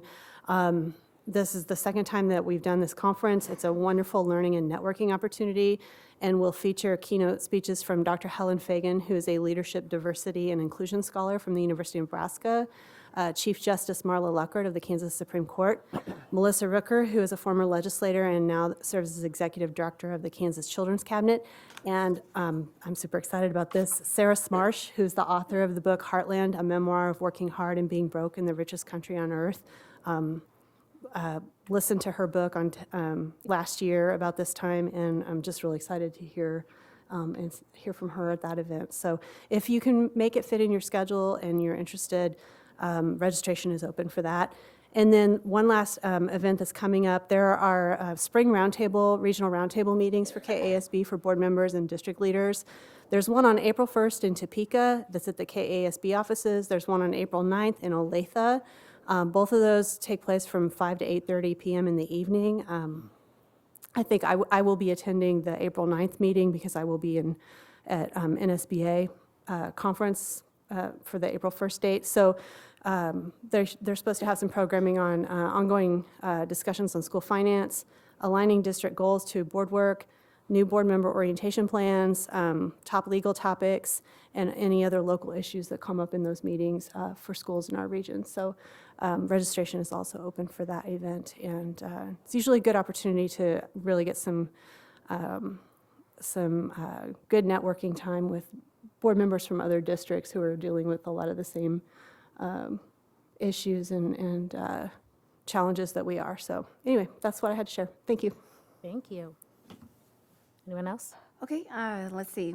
I attended 3 board orientation meetings with Paula and Erica, and I had the honor and privilege to meet with the Lawrence High Intertribal Club on February 17th, and we discussed lateral violence issues within our Native community, and we discussed some really, I just want to commend these kids for the scholars for their bravery and their honesty. We spoke about the missing and murdered Indigenous peoples issue. So it was good for me because it's, my old school, my old club, but I was glad to, for that opportunity to share thoughts and feelings with our students. And today I did a presentation on getting involved in government and politics for the Democrat Socialists of America, so that was fun today. So I gave them a template of how to contact their legislator and gave them some templates of just how to write to the representative, so that was really good for me. And them, it was great, just the back of the ebb and the flow, and they had really great questions for me.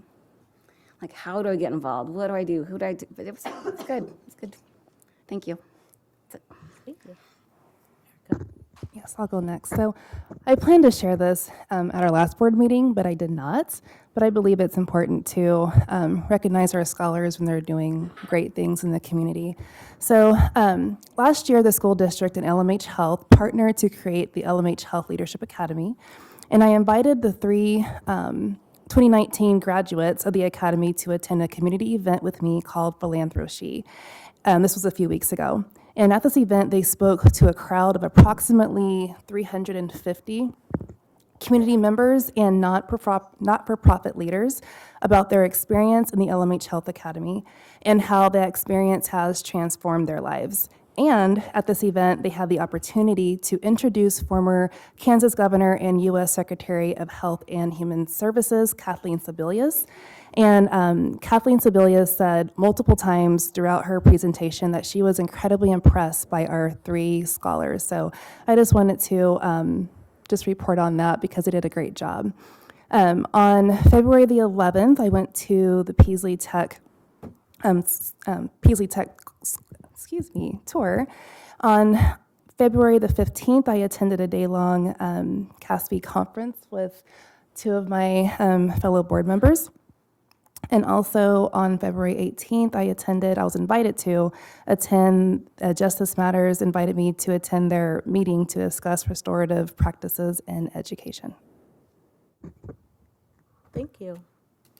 I've been busy with work, but on a work-related note, it was actually really fun, really interesting. Last week, I had to travel to work, so I work remotely for a hospital in Montana, and so I had to travel to Montana for work last week. And so while I was up there, one of the coolest things that happened was I was in one of the many meetings that I have to go to when I'm on site because I can't hide from people when I'm there in person.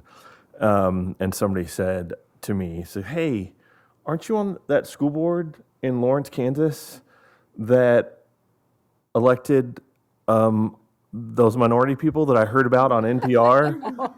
and so we had a much better conversation. But what I thought was really cool about it was that was somebody at work in Montana who had heard about our school board and was able to put the connection, and we were able to have a really great conversation about it. And I thought that was cool because I was not expecting to have that conversation 1,000 miles away, and so that was fun. It was a really great conversation. About those minority people. Paula? So first, I will thank the patron that came up and provided her concerns to us. I appreciate your bravery in doing that. This week, I also met with the Native American Student Services Committee Chair regarding the work of the Parent Advisory Group. I am still interested in seeing how the educational plan aligns with the district's strategic plan. I attended the Peaslee Tech subcommittee, the education subcommittee, which we had talked about your question earlier about workforce and how conducting some survey workforce, because we are tasked with evaluating for program development.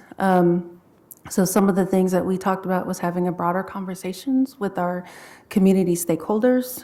So that included the school district, the city, employers like the Workforce Development Center, small businesses, and human services. Those are my notes. I might have just stuck that in there, so don't. I also want to mention that there is a 2-day professional development opportunity for teachers and administrators from being held by KSDE. They were previously known as the Summer Academies, but they're called the Ignite Conference. So that's happening June 16th, 17th, the 23rd and 24th, and July 14th and 15th.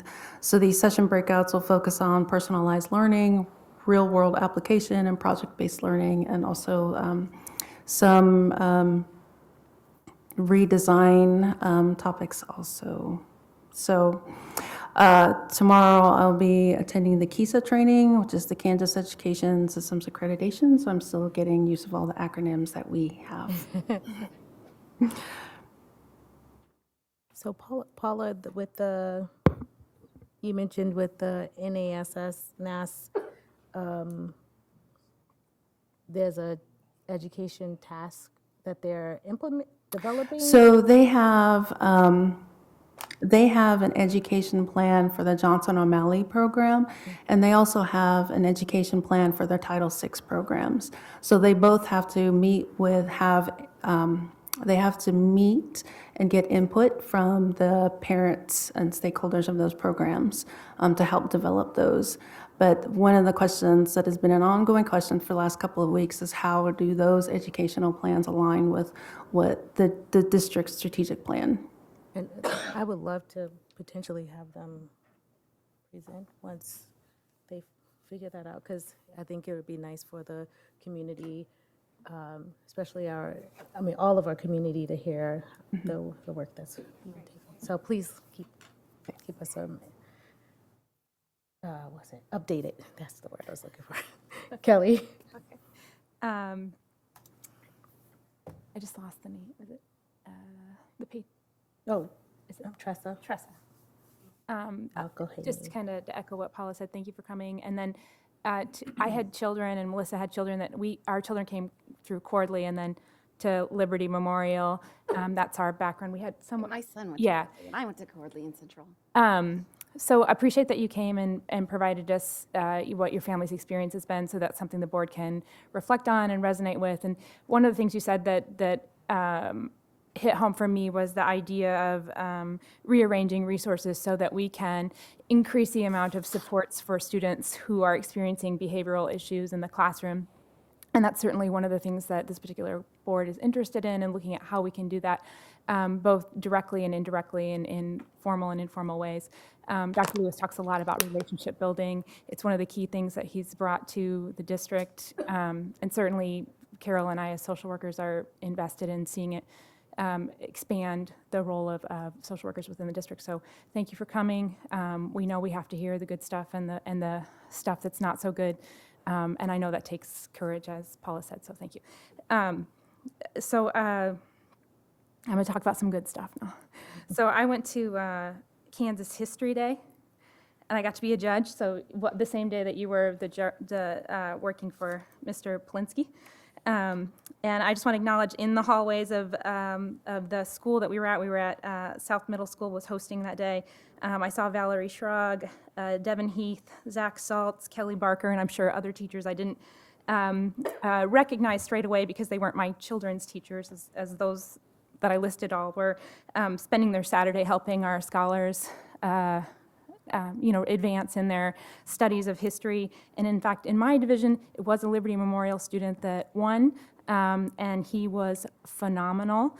And so I was glad to get to spend the day with the students and to see their projects. And I always leave that event and go home and quickly read a little bit on the internet, and then before I know it, I've bought like 5 or 6 books. So it's a very expensive event to volunteer at. I'll just let everybody know And then finally, I wanted to remind everybody, the census is coming up.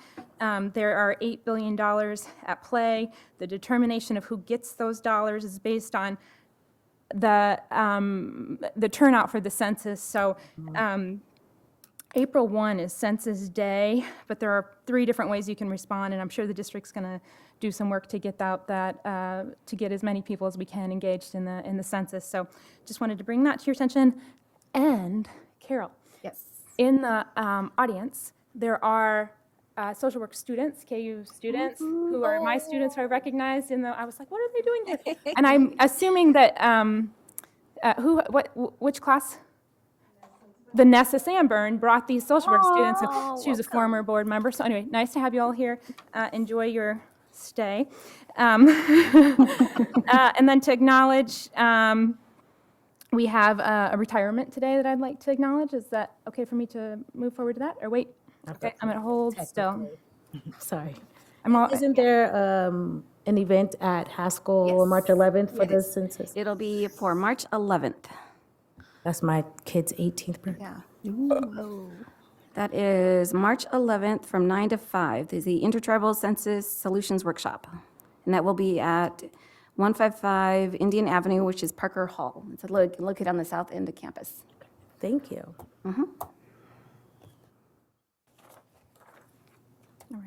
Is that everyone? Oh. Ben.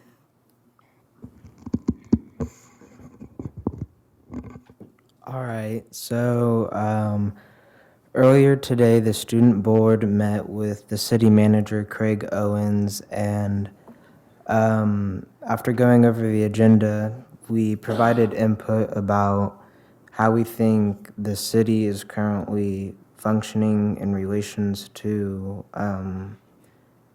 the school board and just as a community as a whole. And then we discussed some of the good things that we thought were going on in the community, and then some of the things that weren't going so well in the community. And it was a good experience to discuss with my peers and talk to administration about how we can work together as a school board and a community to grow together, not only as a school district, but as a community at whole. So it was pretty fun to talk to them and provide input. Thank you. Yes, the city reached out through Shannon, wanting students to participate in the development of their strategic plan, and wanted to talk to the Superintendent Student Advisory Council. And so Craig Owens himself came today, along with another gentleman, I don't remember his name, came to get some feedback from our students. And so I would encourage the community as well. There are several other dates, public large community forums that the city is having to seek input on the development of their strategic plan.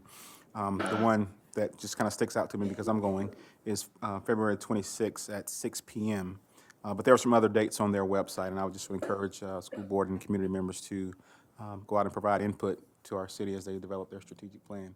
We also had 2 other LMH scholars, those students that were also participating on the board. Yeah, I did see them. It's like, oh. Thank you so much for that. We're doing a lot of wonderful things, so always exciting. So at this time, may I get a motion to approve the consent agenda? Move the board adopt the items listed on the consent agenda. Second. Johnson? Yes. Jones? Kadu Blackwood? Yes. Gordon Ross? Yes. Hill? Yes. Kimball? Yes. Smith? Yes. Motion passes 7-0. Ooh, we don't have a lot. So at this time, I would like to have, Oh, yes. Sorry. Thank you. We would like to recognize the extraordinary number of service by Lisa Boyd, 22 years of service and devotion, and we appreciate the time you spent at Lawrence Free State High School particularly, and thank you for your service. thank you.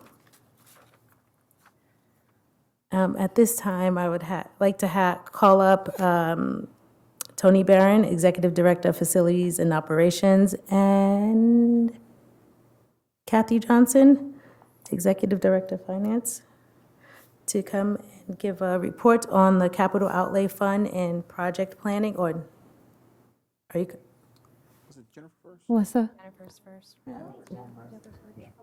Virtual school course proposals? Oh, I'm on number 6. Okay, I just didn't do it in the right order. I stand corrected. Rewind. At this time, I call Dr. Jennifer Besselo, Director of Curriculum, and Dr. Stubblefield, Deputy Superintendent, to give a report on the virtual school course proposals. Oh, I didn't refresh. That's what it was. Like, Sorry, I didn't refresh it.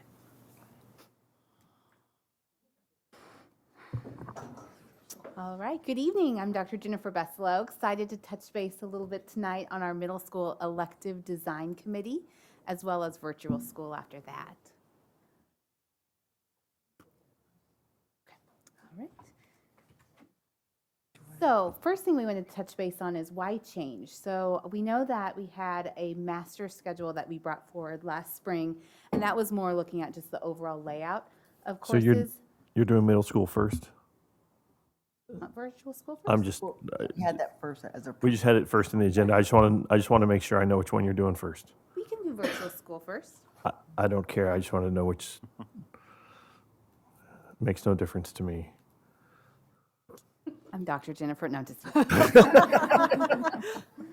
so excited to talk about virtual school. So Monty couldn't be here this evening. He is at a conference, but we have been talking a lot about just cohesive curriculum and what that looks like when we look at what we're offering brick and mortar versus our virtual school. So there are 2 proposals in your board docs this evening, one of them to be implemented this summer and one this fall. And so the first course that is being proposed tonight for virtual school would be the summer course called Reading for College Success. This specifically aligns really well with some of the KISA goals that the virtual school is looking at, and they really had talked about how they can strengthen some components for students who are academically ready for post-secondary education, but they're struggling in looking at their data in what does success criteria look like when you're wrestling with multiple chapters and digesting some of that content.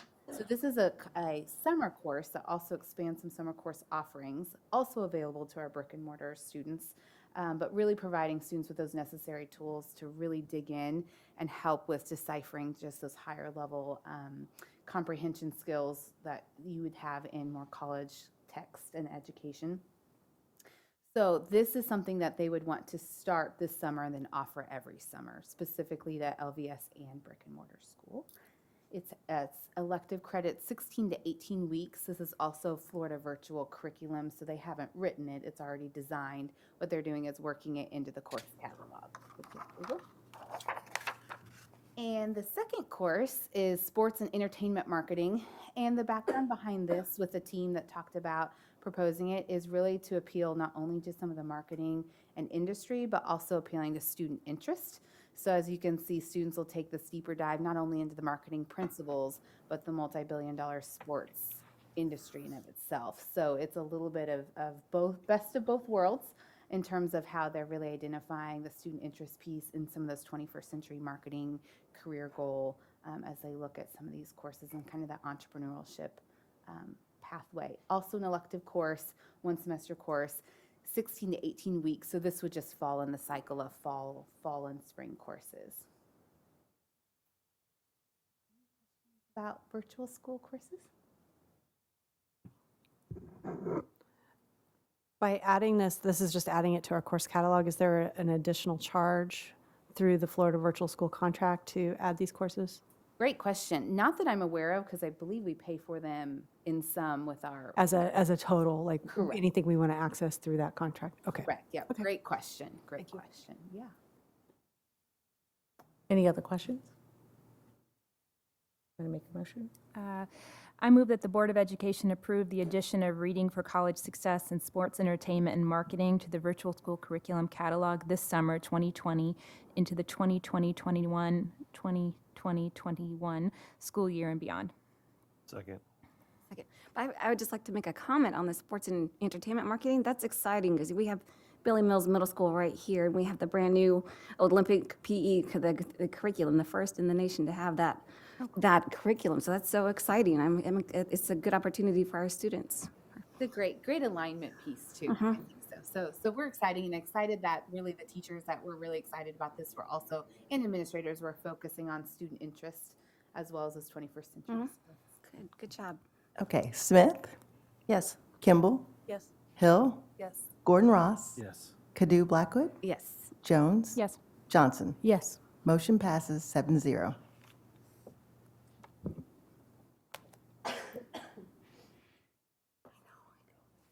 So middle school elective design update. So new board members, we had just implemented a master schedule for middle school this year. So this is year one of what we called a 2-year phase 1 and phase 2. So phase 1 was really like mapping out logistics. We looked at instructional time and had some very intentional moves with just moving the chess pieces around. Year 2, which is this year, is now really looking at our elective curriculum. That was something that was coming out again and again from some of our stakeholders and our committee members, is just looking at the electives and some of the meat of what we're offering. So why change? Why dig into this elective wheel? Really, it's time. So it's been 8 years since we moved from the junior high to the middle school model. And so we have not done any kind of revisions to really, we've had minor revisions to some curriculum, but we haven't done any revisions to the course offerings or really audited them in that 8-year time span. So if you look and compare that to some surrounding districts, they've done a lot of work with their elective course offerings. We also have certain curriculum needs that we know needs revised, replaced. A small example is we did omit with your with approval last year, the integrated technology class came off. It was no longer valid. But we also have some current technology classes that need a facelift. So aside from some health and PE elements, we haven't done a whole lot other than that in the career and life planning. So it's time. We also have increased interest from our community stakeholders. I've had conversations with board members with just looking at what is career and technical education, some of the STEM and technology, language offerings, and then social emotional needs. What does that look like in terms of increased opportunities for our middle school students? And then we have the required wheel, which is really a fancy way of saying some required elective offerings that happen at 6th, 7th, and 8th grade. And I field a lot of phone calls, several of us do, in certain content areas, about why my child has to take this and this. So we've really been trying to be very intentional about why we are continuing to make the recommendations or in some cases requesting students take this. But however, it's not so easy that you can just add a class in and just keep adding to the choices because we do have limited staffing, licensure, but we also know that there's a domino effect. So if we push in one new class, something else has to fall off or not be required.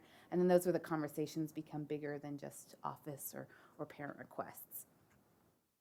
So I mentioned a little bit of the background. It's phase 2 of the work. Representation on this committee, we do have some overlap, which has been a strength between this committee and the committee that did the master schedule that came through last year. So what we're working with this year. But representation, we are very intentional about making sure that all content areas were represented and currently are, including physical education. PE is not an elective course, it's a required course, but we wanted to make sure that those they had proper representation, as well as we have core and counselors, so core teachers and counselors, just to provide that additional perspective. And then facilitation-wide, we have a power team with where lots of credit is due. So we have Denise Johnson here, who is Assistant Director of Health, Wellness, K-5, Fine Arts, a little bit of everything. Patrick Kelly, the CTE Director, who's actually here tonight as well. We have Rick Henry, Director of Secondary Education. Sean Hansen, Assistant Director of Technology and Curriculum, who has that background coming right out of Assistant Principal, working with the schedules at Southwest. We have Lori Folsom, there she is, keeps us in line. And so it's been a really, really rich dynamic leadership group. So we've been meeting a lot, then we help plan agendas. And our role has been to really provide a process and step out of the way. So we're not puppeteering, but we're really trying to make sure that our staff has all the pieces that they need to work forward as they work through it. So the ultimate outcome, we've given this committee of teachers, so it's looking about 20 to 25 when you put all the folks in the same room. 2 big questions that they're answering. The first one is, what electives should we be offering grades 6 through 8? And then the second question is, what electives, if any, should be required? So right now, we really, especially at 6th grade, there's like a gradual release, require a lot of electives. So we're really looking at both of those features. So just to give you an example of when we talk about an elective wheel or elective required classes, this is 6th grade, which I mentioned is the most tight in terms of options. So any 6th grader coming in currently has to take techniques of art, music, healthy living, and computer essentials. So they essentially have 2 years of electives, 2 like different sections, 1 year, but 2 sections throughout the year. And then their elective choices, band, orchestra, or intro to tech and communication arts. So as you see, the only choice they have is if they're going to take band or orchestra, or the intro to technology and communication arts are paired. So there's just not a lot of choice in that model. It was designed intentionally at the time because middle school is all about exposure. So this is something that we discussed as a curriculum committee. Elective wheel in 7th grade, their required courses is World Languages 7, which is 9 weeks, and Explorations of Technology. And then you'll see on the 7th grade enrollment form that they have this choice of the elective options below. And then 8th grade, I mentioned that gradual release. They do have Career and Life Planning 8, which we just expanded to a semester. That's where a lot of our individual plans of study, social emotional, that curriculum has just been revised. But in the bottom, you can also see that then they start to mark their preferences. But there is a little bit of priority that goes up at the top. You'll see the note that says electives above will take priority. So we're still saying band or orchestra, yearbook, AVID, those courses are taking priority over some of our other ones. So that's when we talk about elective wheel, just giving a little bit of background context into what we're really addressing. So the committee itself was given some design perimeters because we do have a master schedule that we just put in place. Took quite a long time to get there. So we've told them to work within the box of the master schedule. So it's not about blowing up advisory, changing some of the pieces, but it's the curriculum that we're putting into those boxes of the master schedule. The committee was also asked to work within the master agreement. FTE can't be increased. We have to work with the licensure that we have for the most part. Flex time and advisory. So flex time used to be guided studies, and it's still a period of remediation and enrichment for 6th and 7th grade. Also a time for just some additional opportunities for some deeper dives into certain things of interest. And so we also know that we are working with our special education services, making sure that our minutes are preserved and students are not being asked to take an elective or special education minutes. And then role of our learning coaches. Right now we have learning coaches teaching one section in most of our buildings of career and life planning just because of the FTE stretch. So that's not an ideal model. So we're looking at next year, how do we incorporate more electives without really reaching and assigning more instructional classes to our learning coaches. So the design thinking process, credit to Patrick Kelly for bringing this forward. What the design thinking process that we brought to the team is that they went through these 5 big stages as they really came up with proposals. So we initially started with a lot of surveys that our committee of teachers created. So they looked at created questions, and then we took those questions and their teams to the workforce, to parents, to teachers, to students. And then I was excited to get an opportunity to speak with both our parents of color and our Equity Advisory Council to kind of start to ask about what's working, what's not working, what do you need to see more of, what do you want to see less of. And so we took all this data, and the team started to make sense of that through this process. So they had to empathize with the data. They had to define what's the data really telling us. They had to create themes and data trends. And then they worked into an ideation process. And all this has been going on since September. So they're starting to ideate and talk about, okay, what could work, what couldn't work.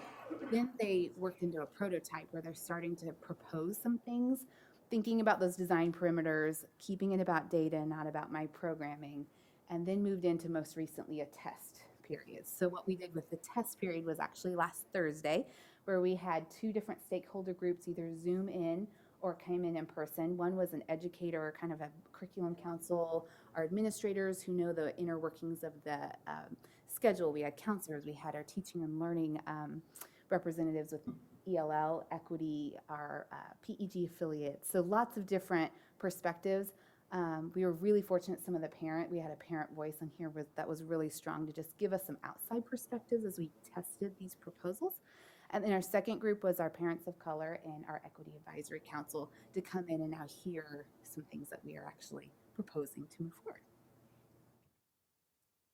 So we're lucky tonight to have with us Jenny Schmidt and Jillian Block, who are actually learning coach and teacher here in the district, who are just going to give you a big picture of the 4 proposals that came through. When we worked on proposals, the whole idea is to test and dump and keep testing and dumping. So the idea that these 4 kind of made it out of the gate is what we brought in to our stakeholders, and each team presented to get feedback. So I will turn it over to them to explain. Hello, as Dr. Besselo said, I'm Jillian Block, Kincaid Block. I teach orchestra at Liberty Memorial Central Middle School. Thank you so much for having us. We're going to go a little out of order. I'm going to talk about the 4th proposal first. Which part of what the data was telling us is that even though we directly instruct a lot of social, emotional, and soft skills to our students, it's not manifesting itself, as we heard from a lot of the teacher data and the workforce data. And so the intent of creating a kind of power hour during kind of a lunch advisory time would be to teach those social, emotional, and soft skills in a very different format. What this literally looked like was, how do we make our current master agreement and the schedule that we have work with putting advisory back to back with lunch? And it appears as though we can do that and still be in accordance with all of those things. And this could provide an opportunity to have clubs during that time so that students who can't get transportation have access to that, or it could provide academic support, or it could provide additional relationship building. It could create another opportunity for students to have break and go outside, because that's been something that's been missing during lunch periods. And just kind of re-looking at how we can teach a lot of those skills is in a way that will hopefully manifest itself and create a better sense of community within our buildings. And I'm going to speak kind of group 1, 2, and 3 have a lot of overlap, and I know that there's a lot of bullet points and different words. So 1, 2, and 3 share the common goal of opening access to our kids at the youngest level, meaning kind of breaking up the idea that there are required electives and opening that, versus where the 8th grade slide showed us lots of different options, really pushing that to the 6th grade level. So 1, 2, and 3 share that as the foundational approach that would be. Group 2 and 3 really bring in the feedback that we got from our parent groups as well as our student groups. We surveyed both, and there were 2 areas of overlap in both of those surveys, and that was increasing access to world language, which given our offerings means Spanish right now, as well as changing our types of IT courses to be more pertinent, such as coding. So group 2 and 3 do that. They offer Spanish at different levels, as well as in group 4's proposal, they added the increasing access to Spanish at 7th grade. They put a Spanish 2 option at 8th grade, and they changed a coding course at that 8th grade level.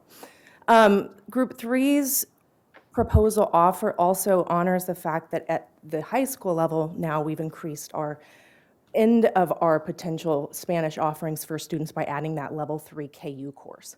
So it puts a potential for meeting that strategic plan and allowing kids to enter that curriculum at an earlier age to then go further at the end. So those are the big highlights without getting into the details that honor the feedback that we were given from our stakeholder groups. So thank you for your time. Thank you.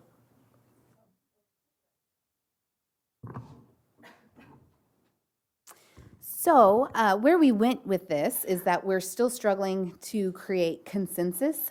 Some of the the stakeholder, as we tested, some of our stakeholders that came into the space said, gosh, we'd love to process. We know not everyone could make it. So what we said is we were going to send out recordings. We were able to record the actual presentations to our testing stakeholder groups, and so send that out to people who couldn't make it, and then let some of our, like one of our parents said, I just need to process this, which they absolutely deserve time to do, to give us more feedback. Right now, we don't have committee consensus at this time. The truth is, too, as we look at proposing new things or breaking away from a required elective wheel, it does affect programming. So if we're not asking students in 6th grade to start with a little of this and a little of that, there is that push-pull where we're asking committee members on that committee to maybe make decisions in the interest of students, but maybe not the best interest of their programs.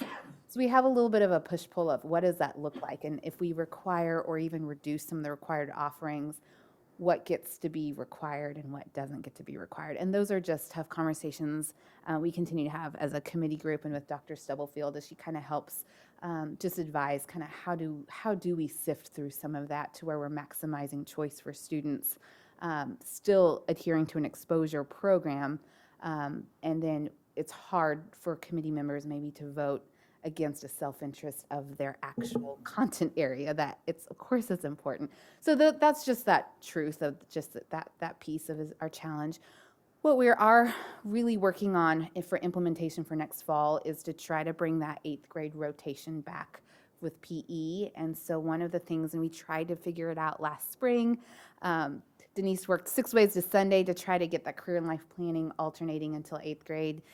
Dr. Stubblefield was in the office with me today. We were just throwing around ideas how we can make that work. We think that there's ways to continue to offer that. We know that that was something the board was also interested in. Our committee's interested in offering PE every other day. It wouldn't necessarily open up options, but provides that physical activity every other day. It does give us a little bit of a challenge in staffing career and life planning.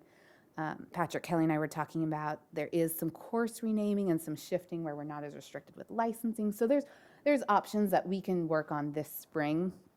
And then our next step is to talk with Rick Henry and principals to say, okay, now what does this look like if we're going to make this work for next fall? And then lastly, planning ahead. One thing that we know that we are already tasked with and want to continue to work on is our flex time, which used to be guided studies. It looks a little different in each of our buildings. And so developing some consistency with what that looks like. So when we mention enrichment in one middle school might be looking very different than enrichment in another. So we want to equitize that playing field of opportunities, as well as see how it's being used and see how we can strengthen that model. So that's something that our committee has talked about, utilizing Java Lake's time and just coming back together this spring without the pull-out submodel and working on that for implementation this fall. And then we want to continue to work on that elective options, making some of those tough decisions. Are we going to require no electives, meaning that students have all choice? Are we going to require a couple of them? An example would be like Healthy Living 6, which has a lot of the sexual education, which I joke, but some of them laughed and said, no, you guys are just fine teaching that. We're good. You can have that required class. So there is some humor with the committee as we look at what those courses are. But we also have a curriculum component to it that if we rewrite some of our technology courses, we need time for that. So the timeline would be by this fall, making those tough decisions, and then using winter and spring to at least prioritize and phase out some of those curriculum shifts so that we could come and implement fall 2021. We don't want to keep waiting, so that we could have some of those rich new potentially courses or a rewriting of our current curriculum if we're going to embed more coding or more STEM or some of those pieces. Some of it might not have to be a new course. As Dr. Stubblefield has pointed out, maybe it's just thinking differently about our current curriculum. So that's our plan for right now. Just real quickly, I think maybe I misunderstood, or so you would be implementing it. So the curriculum implementation is fall 2020, and you will be writing that curriculum, because it sounds like you haven't decided on what that. Correct. I'm sorry. So the committee will continue to work into fall 2020. Okay. So the committee will get back together. We have a little bit of opportunity for some summer work, but we just have to be prudent about budget. Okay. And so there's a chance we can get together like 1 or 2 days this summer, but probably the bulk of our work will still happen in the fall. Okay, I misunderstood. Yeah. And your then implementation will be 2021, 22. correct. Okay. Correct. Yes. Any questions or comments for the teachers as well? Coaches and teachers? Dr. Beslow, so one of the challenges that I've both heard about but also experienced with my own middle school student has to do with the fact that the grade level schedules throughout the day no longer align. And so for students who are taking advanced coursework or who have special education needs, it's created some special hardships, I think, for those students. And so I'm wondering how this discussion dovetails with the existing issues that have been created with the schedule that we've adopted. Sure. That's fair. And we talked about that as a group too, because I think there's a teacher expectation that this committee was going to go back and solve some of the snags in the implementation year of the master schedule. So we talked about just releasing some district communication on what is our plan to address that. This committee itself actually wasn't necessarily tasked with solving any of that. And so they said as they come back and bring ideas, but some of these proposals back to their colleagues, they're like, well, that's great, but we're not ready to talk about that because we want you to fix X. So with that is a plan to address some of those pieces. We also think that we know a few pieces, but like that's the first time I've heard anything about the special education. There shouldn't be any kind of snags with that. If a student is accelerating and taking like advanced math, they would be on a different schedule. So, and that's happened in the past, even at times with our old schedule, based on the course offerings and electives and such. So the modifications would happen, but I think we need to get a list, and we talked about, do we send a Padlet out and just have a list of teachers saying, hey, this is what's going on, or we can offer that to parents, and then having a plan for communication for that. We also know that it's a downfall of the current schedule is that it doesn't lend itself to teachers covering each other's classes very easily. I know Dr. Sobelfield said Liberty Middle School's assistant principal already found a way to design his master schedule that if you don't back a plan with a team plan, it allows for more flexibility in that piece of covering classes. So there's some things I think we just need to sit down. And so I know Rick and I talked about getting the principals together and working through some of that operational side of logistics. I think a positive is that although they are on different schedules, from an SEL standpoint, I say we've gotten away from like the cattle call of the bells ringing and all these kids, and it's just an intimidating experience walking through the halls. So there's a calmness to it, but you pay your dues another way. So I think we need to revisit that and then communicate what the plan is for revisiting so that our parents and our teachers know that it's being worked on. Okay. And I guess I would encourage the committee to really think about if there are ways to build in flexibility in the curriculum piece that makes it easier for students to accelerate. Because that is another area that I'm hearing about because of some of the challenges with the schedules not aligning and other issues with the required electives. It makes it difficult for students who are needing that to really get some of the things that they're needing. So Yeah. just an observation. Sure. No, thank you. Thank you. I appreciate that. Any more questions? Comments? I have a comment. I know that the Native American Student Services is not a standing committee, but in your design thinking process, were they considered in your process? Were they? Yeah, so parents of color, Jennifer Talkney didn't get a direct email from me in regards to curriculum council, but I need to see why she isn't. As part of the affiliates, she would be included in affiliates as far as a representative, parents of color, and we invited our equity affiliates, but we can go and make sure that there's intentional invitations in that space for our NAS organization. So, because she's not on Parents of Color or Equity Advisory Council. Okay, she is on the emails. Okay. So, thank you. Okay. So what does the affiliate mean then? No, So what does that mean? Great question. Hi, I'm Anna Stubblefield. It's about 6 individuals who we have invested in professional development and leadership to take a look at whatever we're doing with the closer lens of equity. And Jennifer is one of our affiliates. So we have once a month we meet with all of them, the teaching and learning team, and we plan our equity team meetings. We talk about professional development. So it's just a way for district administrators and teacher leaders in different spaces, they're learning coaches, teachers, NATs, and to make sure that we are looking at things from multiple perspectives and not just as district administrators. Thank you. Just also wanted to add, I didn't want to leave my comments being kind of downer comments. I'm really excited by the overall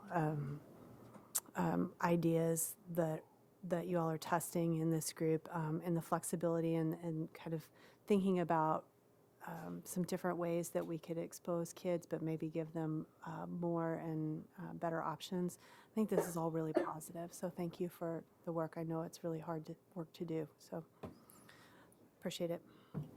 You appreciate it. Thank you for your time with the update. Thank you. I apologize, Kathy and Tony. I didn't refresh my page, so I had you up first. At this time, I'll call up Tony Barron, Executive Director of Facilities and Operations, along with Kathy Johnson, Executive Director of Finance, for a report on the Capital Outlay Fund and project planning.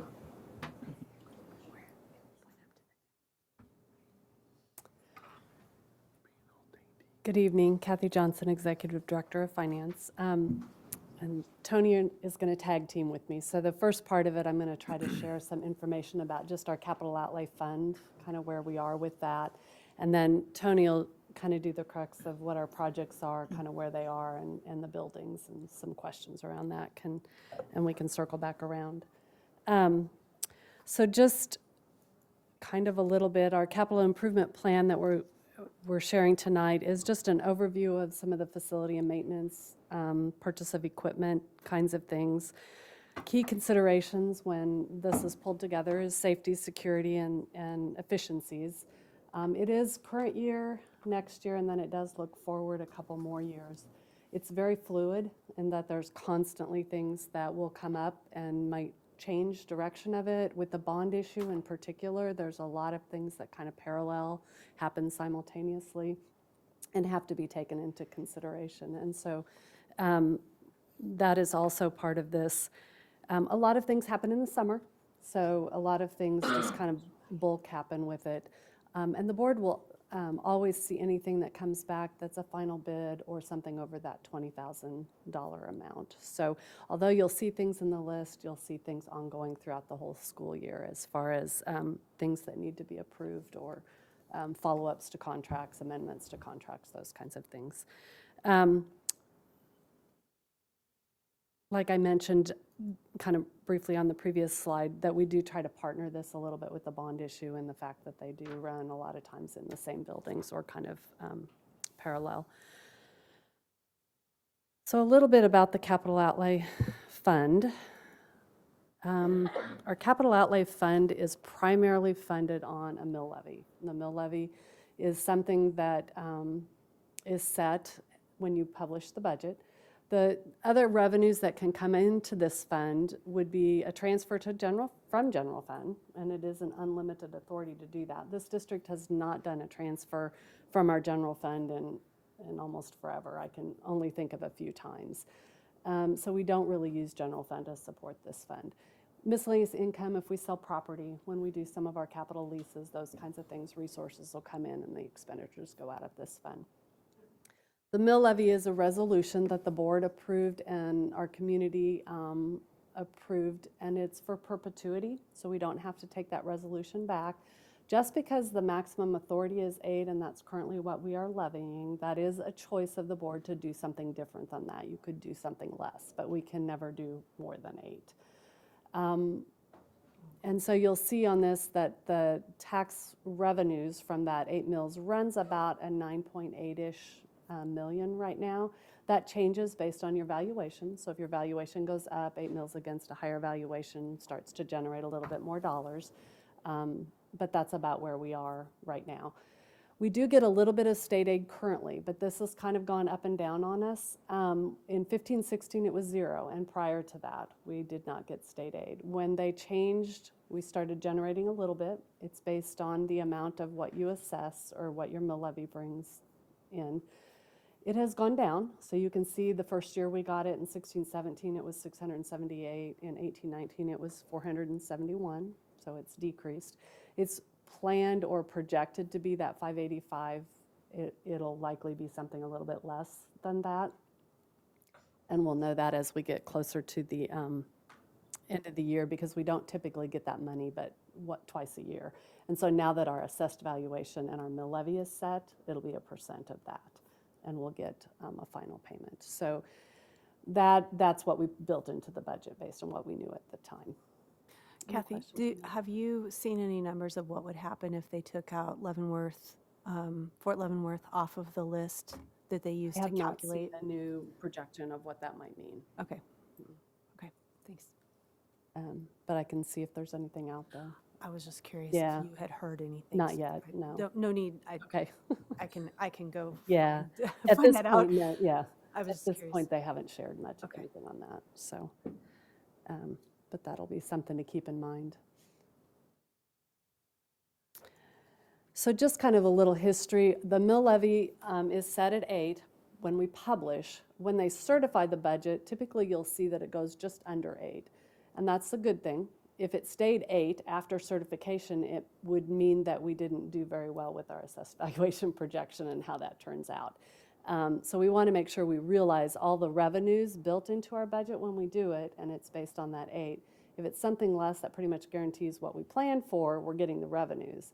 If it stays 8, what that means is we might not be getting all the revenues we planned for to make the plan happen because of the way that valuation falls. So that's kind of where it's been, and we have milled, done pretty much 8 mills for a number of years now. You'd have to go back further than that to see something less than the 8. Just a reminder of kind of some of the expenditures. They're primarily around construction, reconstruction, repair, remodeling, those kinds of things. And so this kind of top part tells you pretty much straight from the statute what that says that we can and can't do. There are some specific items that they say are not eligible per the state, and you'll see a lot of those are really more considered consumables. Insurance is on that list. Insurance is not allowed. Textbooks, videos, some of those kinds of things, fairly expected. The next screen kind of gives you what are the eligible kinds of things. You'll see that professional services is an ineligible expenditure, but if it's an architectural fee tied very specifically to a project that is within the capital fund, then that tied architecture fee could be a professional service out of here. You'll see to the left kind of what have been the standard things in the resolution. When we did our resolution for renewal for perpetuity, we also took in and pulled into it some expanded allowable expenditures, and that includes some computer software. Repairs to equipment and vehicles is kind of something that was new in that expanded resolution, along with upkeep of grounds and performance uniforms. So we could take the band uniforms, some of the athletic uniforms out of this as part of performance uniforms. Again, trying to balance that, as well as the salaries for some of our trades are currently coming out of here, and that was something new that we've done. So we're using some of the expanded, but then we also need to kind of keep in mind cash flow, which I'm going to address here in just a little bit, and try to balance all of that together and how we use the funds. So a little bit more on the expenditures. The average over the past 5 years has been about $12.7 million in the fund. Our high being $15 million in June 30 of 19 and about $10.9 million in June 30 of 18. What you'll see in this particular plan is the target of about this 11.1. But there are some items that Tony will address in the plan that, depending upon where interest earnings are on bond proceeds, some of them may actually be something that becomes a part of one of those scopes, which then actually brings us down into more of what might be our target for this fund, which is around that 10.5 mark, as far as what we would like to kind of keep it within for this particular fund in order to make sure our cash flow doesn't get all wonky on us. So cash flow is really critical in this fund because unfortunately all of our money does only come from a mill levy. And the mill levy distributions or the tax distributions don't come monthly. They come about 4 times a year and in big chunks, and then they go away and we don't get anything new. So in this particular fund, when you see an unencumbered cash at July 1, we do hope it's one of the higher cash balances because that money has to be what we spend all the way till December 19th.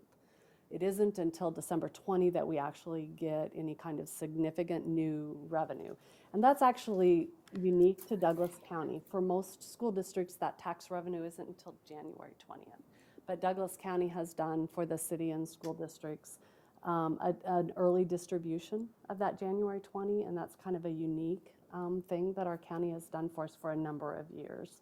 And in fact, they recently asked, how was that? And if they considered not doing that anymore, would that impact us? And we wrote them back and they said, please, please don't change that for us, because it's very beneficial for us to get that a little bit early.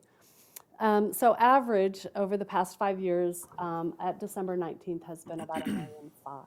The high was December 19 of 18, and it was 4.2. But we've had 2 lows the year of 16 and 17. One only is $74,000 before that money came in, and the other was $442 before that came in. So when you think about a boiler could go out and there's $1 million expenditure and you're really sinking down in your cash flow, that can become kind of challenging. Or you think about putting in more salary, but those ongoing costs are monthly, and you run into a pickle of not being able to make that out of this particular fund. And so that's all things we need to keep into consideration when we try to find what is that kind of good point.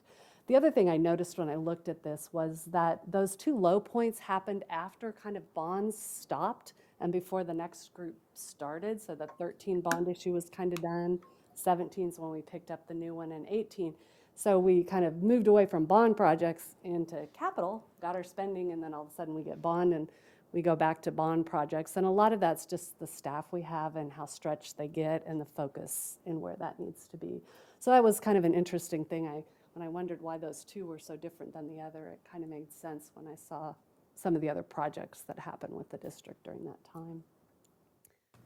So we recommend, we'd really like to see that ideally at 4.5. 4 gets to be kind of tenuous, and if it's a little bit under that, hopefully there's a reimbursement or some other kinds of revenues that are coming in that kind of help us, or the projects are a little slower than planned or some things. But the 6-month expenditures from July 1 to December 19, 5-year average is around a $4.3 million mark kind of average.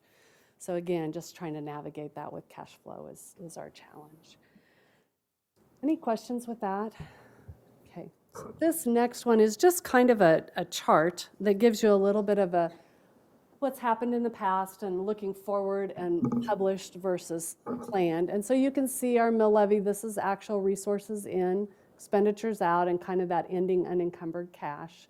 If we happen to have some cash lease reimbursement, I kind of just noted what those expenditures are less lease reimbursement because it's a credit back to our budget.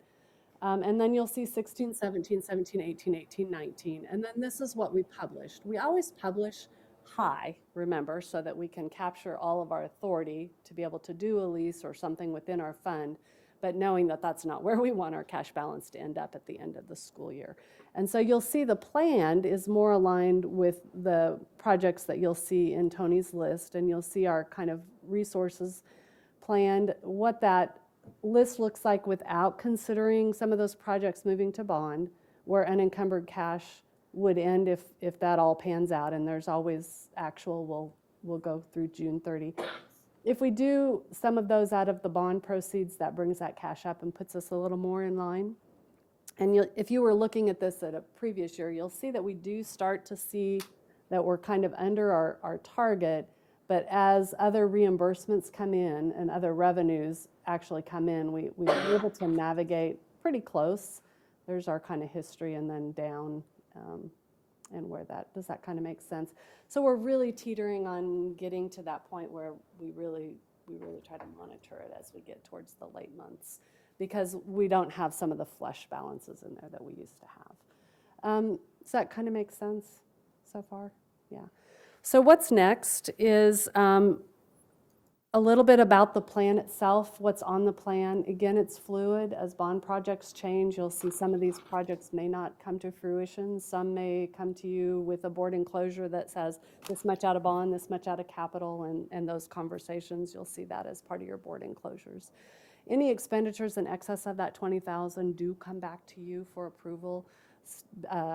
Bid law is 20,000 requires sealed bids or through the construction process of those guaranteed max. And then if it's outside of that, typically there's that $20,000 limit for the sealed bid. And then your board policy, over 20,000 will come to you, even if it was exempt from the bid law. Can I ask a question with that? So there is the bid law, but the other piece is the board policy. Can you talk about the history of that and how we came to the $20,000 mark? It used to be 6. And we were coming to you for everything. I was thinking 20,000 was too small, okay. Coming to you for everything, and so we were able to get it to be at least what the sealed bid is, because if it's sealed bid, it needs to come to you regardless. Okay, got it. Because you need to approve those sealed bids. And so over time, it kind of generated up, and it was like, well, the law statute says 20, let's make policy match statute. Okay, And so I that's appreciate kind that. of where we landed. Okay, thank you. Does that help? Mhm. So the next piece then is Tony's going to walk you through that kind of 4-year look of those expenditures and then see what questions or wrap up you need. So I'm going to turn it over to Tony.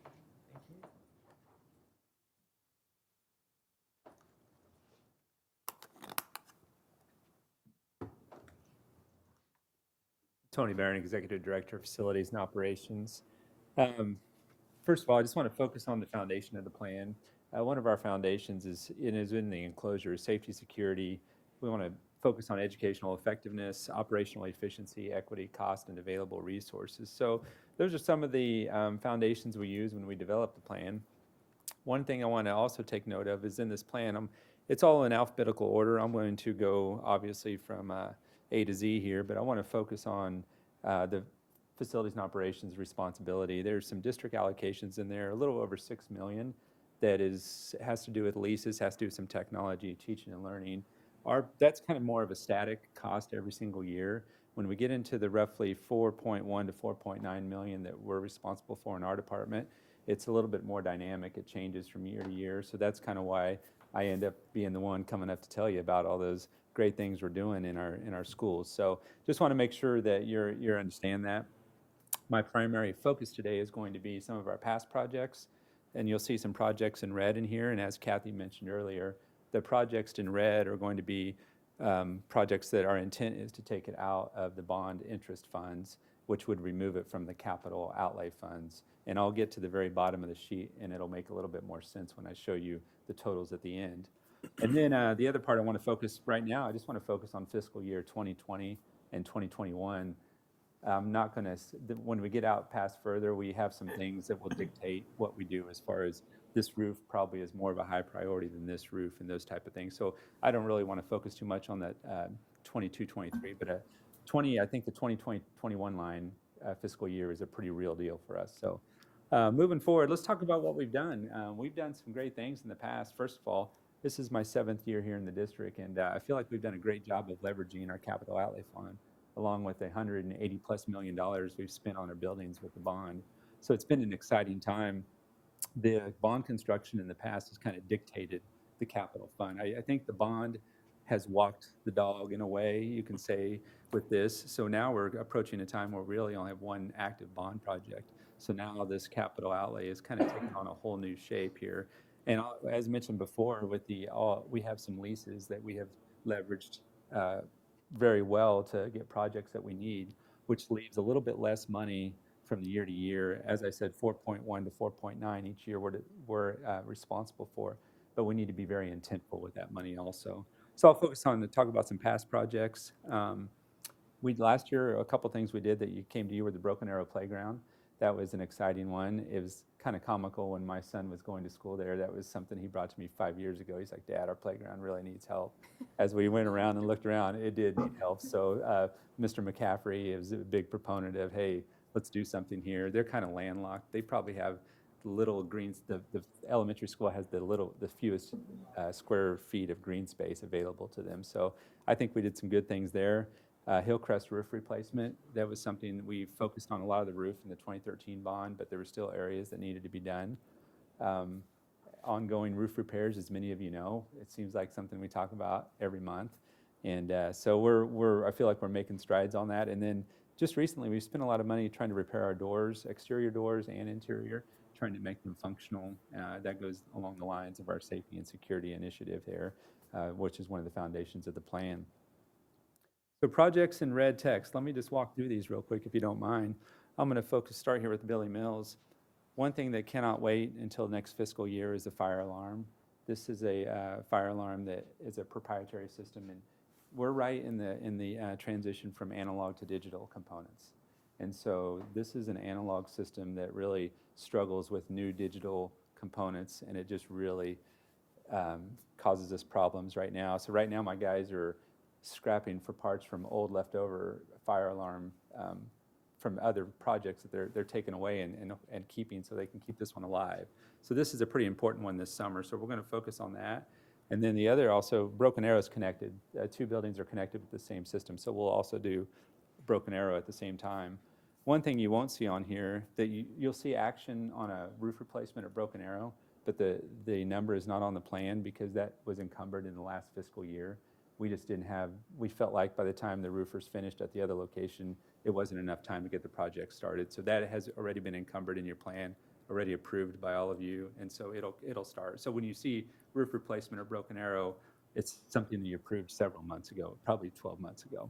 So, and then if you can see the theater lighting controls, auditorium lighting, and some of the AV replacement, Billy Mills will focus on over fiscal years 2021, and then as our projectors at the middle schools begin to need replacement, we'll just have that, as you can see, $75,000 each year to get those replaced. And you'll see that also at South Middle School when I get down to it. So, Deerfield is one that got moved up in the plan. That was, I believe, scheduled for 2023 on a previous plan.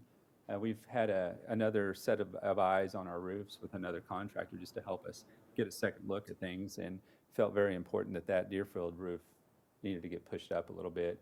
That 1.1 million is going to take up a large chunk of the plan this year, but after the evaluation, we feel it's a necessity to get it done. So that's one. If you can see also what we've tried to do with our plan is load it up with projects at that building all at the same time.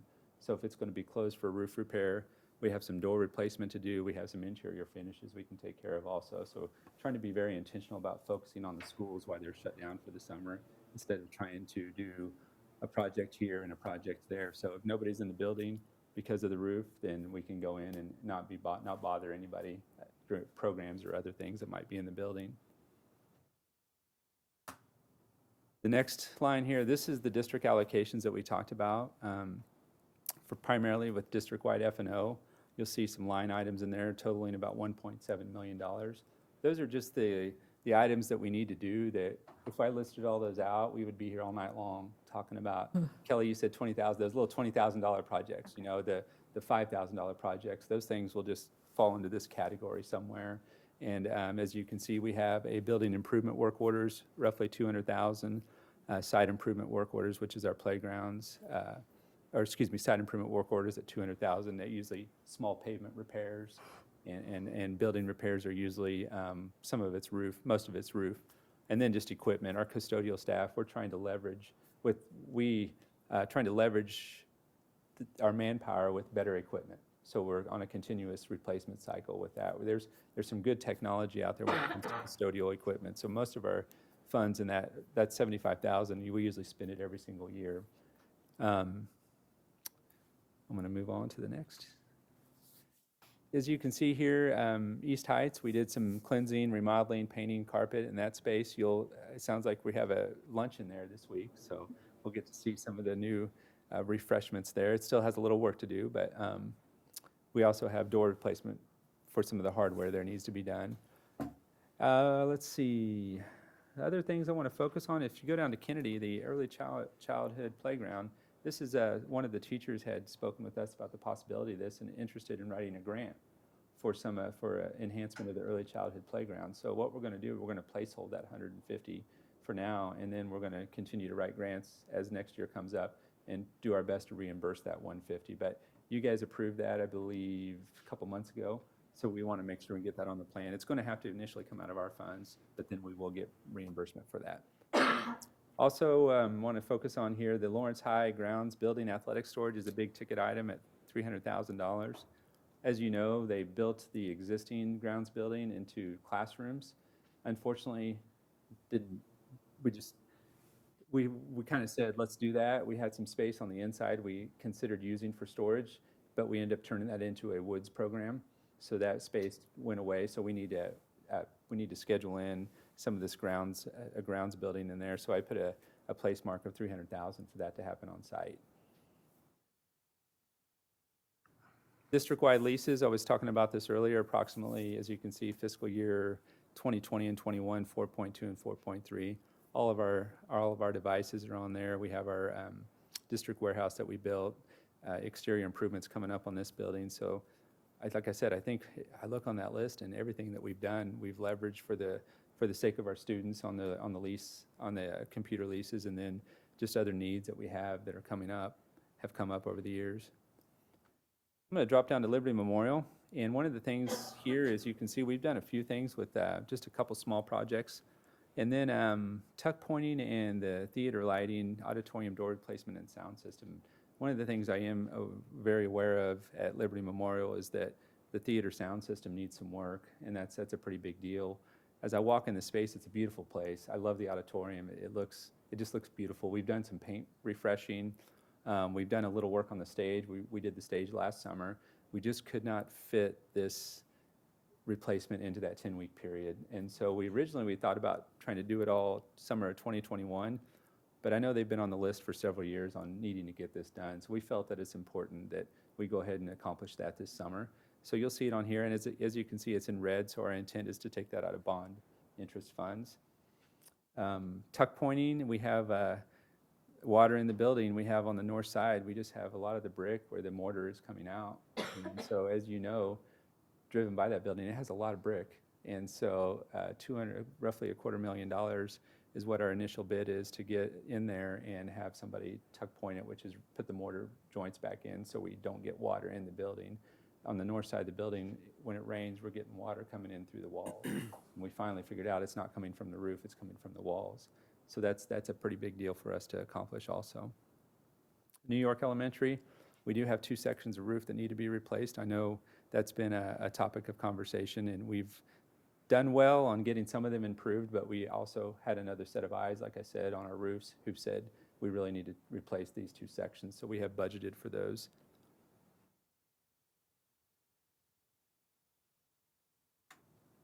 And let's see here. Southwest Middle School and West Middle School are the last 2 I want to talk about. Whoops, they're not even on here. I'm sorry. I'm skipping ahead here. Sunflower Elementary. As you can see there, Southwest Middle School. I'm going to go back to Southwest Middle School. I talked about the auditorium lighting and the AV technology. When I mentioned Billy Mills, I said I was going to come down. We're going to do the same concept at Southwest Middle School with replacing the projectors as needed. I've been working with our new technology director, so we're going to come up with a pretty solid plan to get that done. We'll also focus on the auditorium lighting in the Southwest also. As you can, Sunflower is another roof that I believe it was on the plan for a 2019 replacement. Kept pushing it, and as I talked to my staff, they feel like that roof replacement for the fiscal year 2021 at Sunflower is a pretty big one. So you'll see that coming to you possibly 6 months from now, 6 to 8 months. And then just a handful of items at West. They're also in need of auditorium work, so we have them budgeted there. And then the clinic renovation is something that just didn't get done last summer, and also the main entry restoration at West Middle School. We're trying to refresh that and make it look a lot nicer. So at the end of it, and if we come down to the numbers, you heard Kathy talk about, you may have remembered some of these numbers from her previous slides, but Our target for spending here is 10.5 million. So what I've done is I've taken these numbers, have the total, subtracted the funds that could possibly be taken out of the bond, and we end up with the bottom number there in fiscal year 2020 of 10.414105. And then if you look across from left to right, we're doing our very intentful of keeping that number below 10.5 for budget reasons. So said we're hoping this, like I said, not hoping, we're intentful about using our bond interest to supplement this capital plan, and it's a fluid document, as Kathy mentioned earlier. So we'll evaluate it month by month, year by year, and do our best to get those they paid out of the bond interest. So, any questions on any of the projects? Questions? At the March meeting, and just a consent item is just to, here's the list of everything was on like the last 4 or 5 slides, and it'll come to you as a consent item at the next board meeting. Thank you for putting it together. Yes. I don't have, Melissa, I don't have a question, but I want to compliment Tony in the work that he has done over his years with the district in this area. We had such a huge list of maintenance, deferred maintenance needs, 7, 8 years ago, and we have, through your collaborative work and the work with your staff, we have really done a good job of leveraging our bond projects to take care of so much of that, so that our capital plan is in so much better shape now than it was. And I just wanted to thank you for that work, because I know it's not easy, especially when we hear complaints about leaky roofs, whatever. That is hard work. It's a lot harder to address those problems, diagnose them, take care of them, keep up all of the facilities that we have in our district. It's a huge job. So just want to say thank you. Very fortunate to have a good staff to work with too. So Yes, thank you so much. thank you. That's good.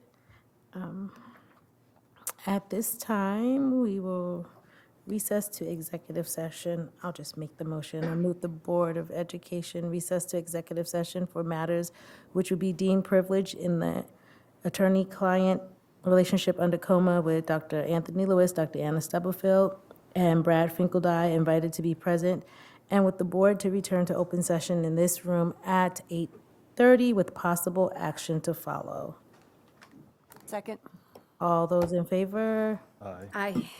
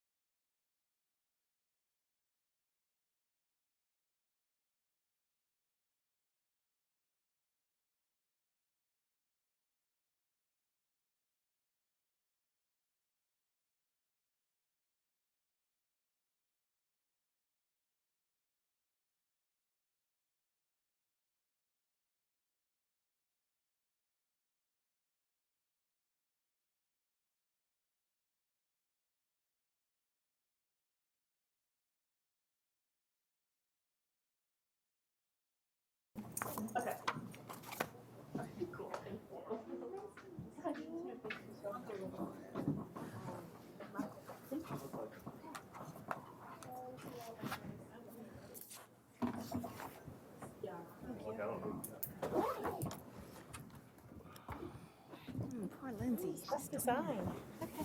Motion to adjourn. Second. Are you making the motion? I move we Oh, adjourn the meeting. Second. All those in favor? Aye. Yay. Just kidding.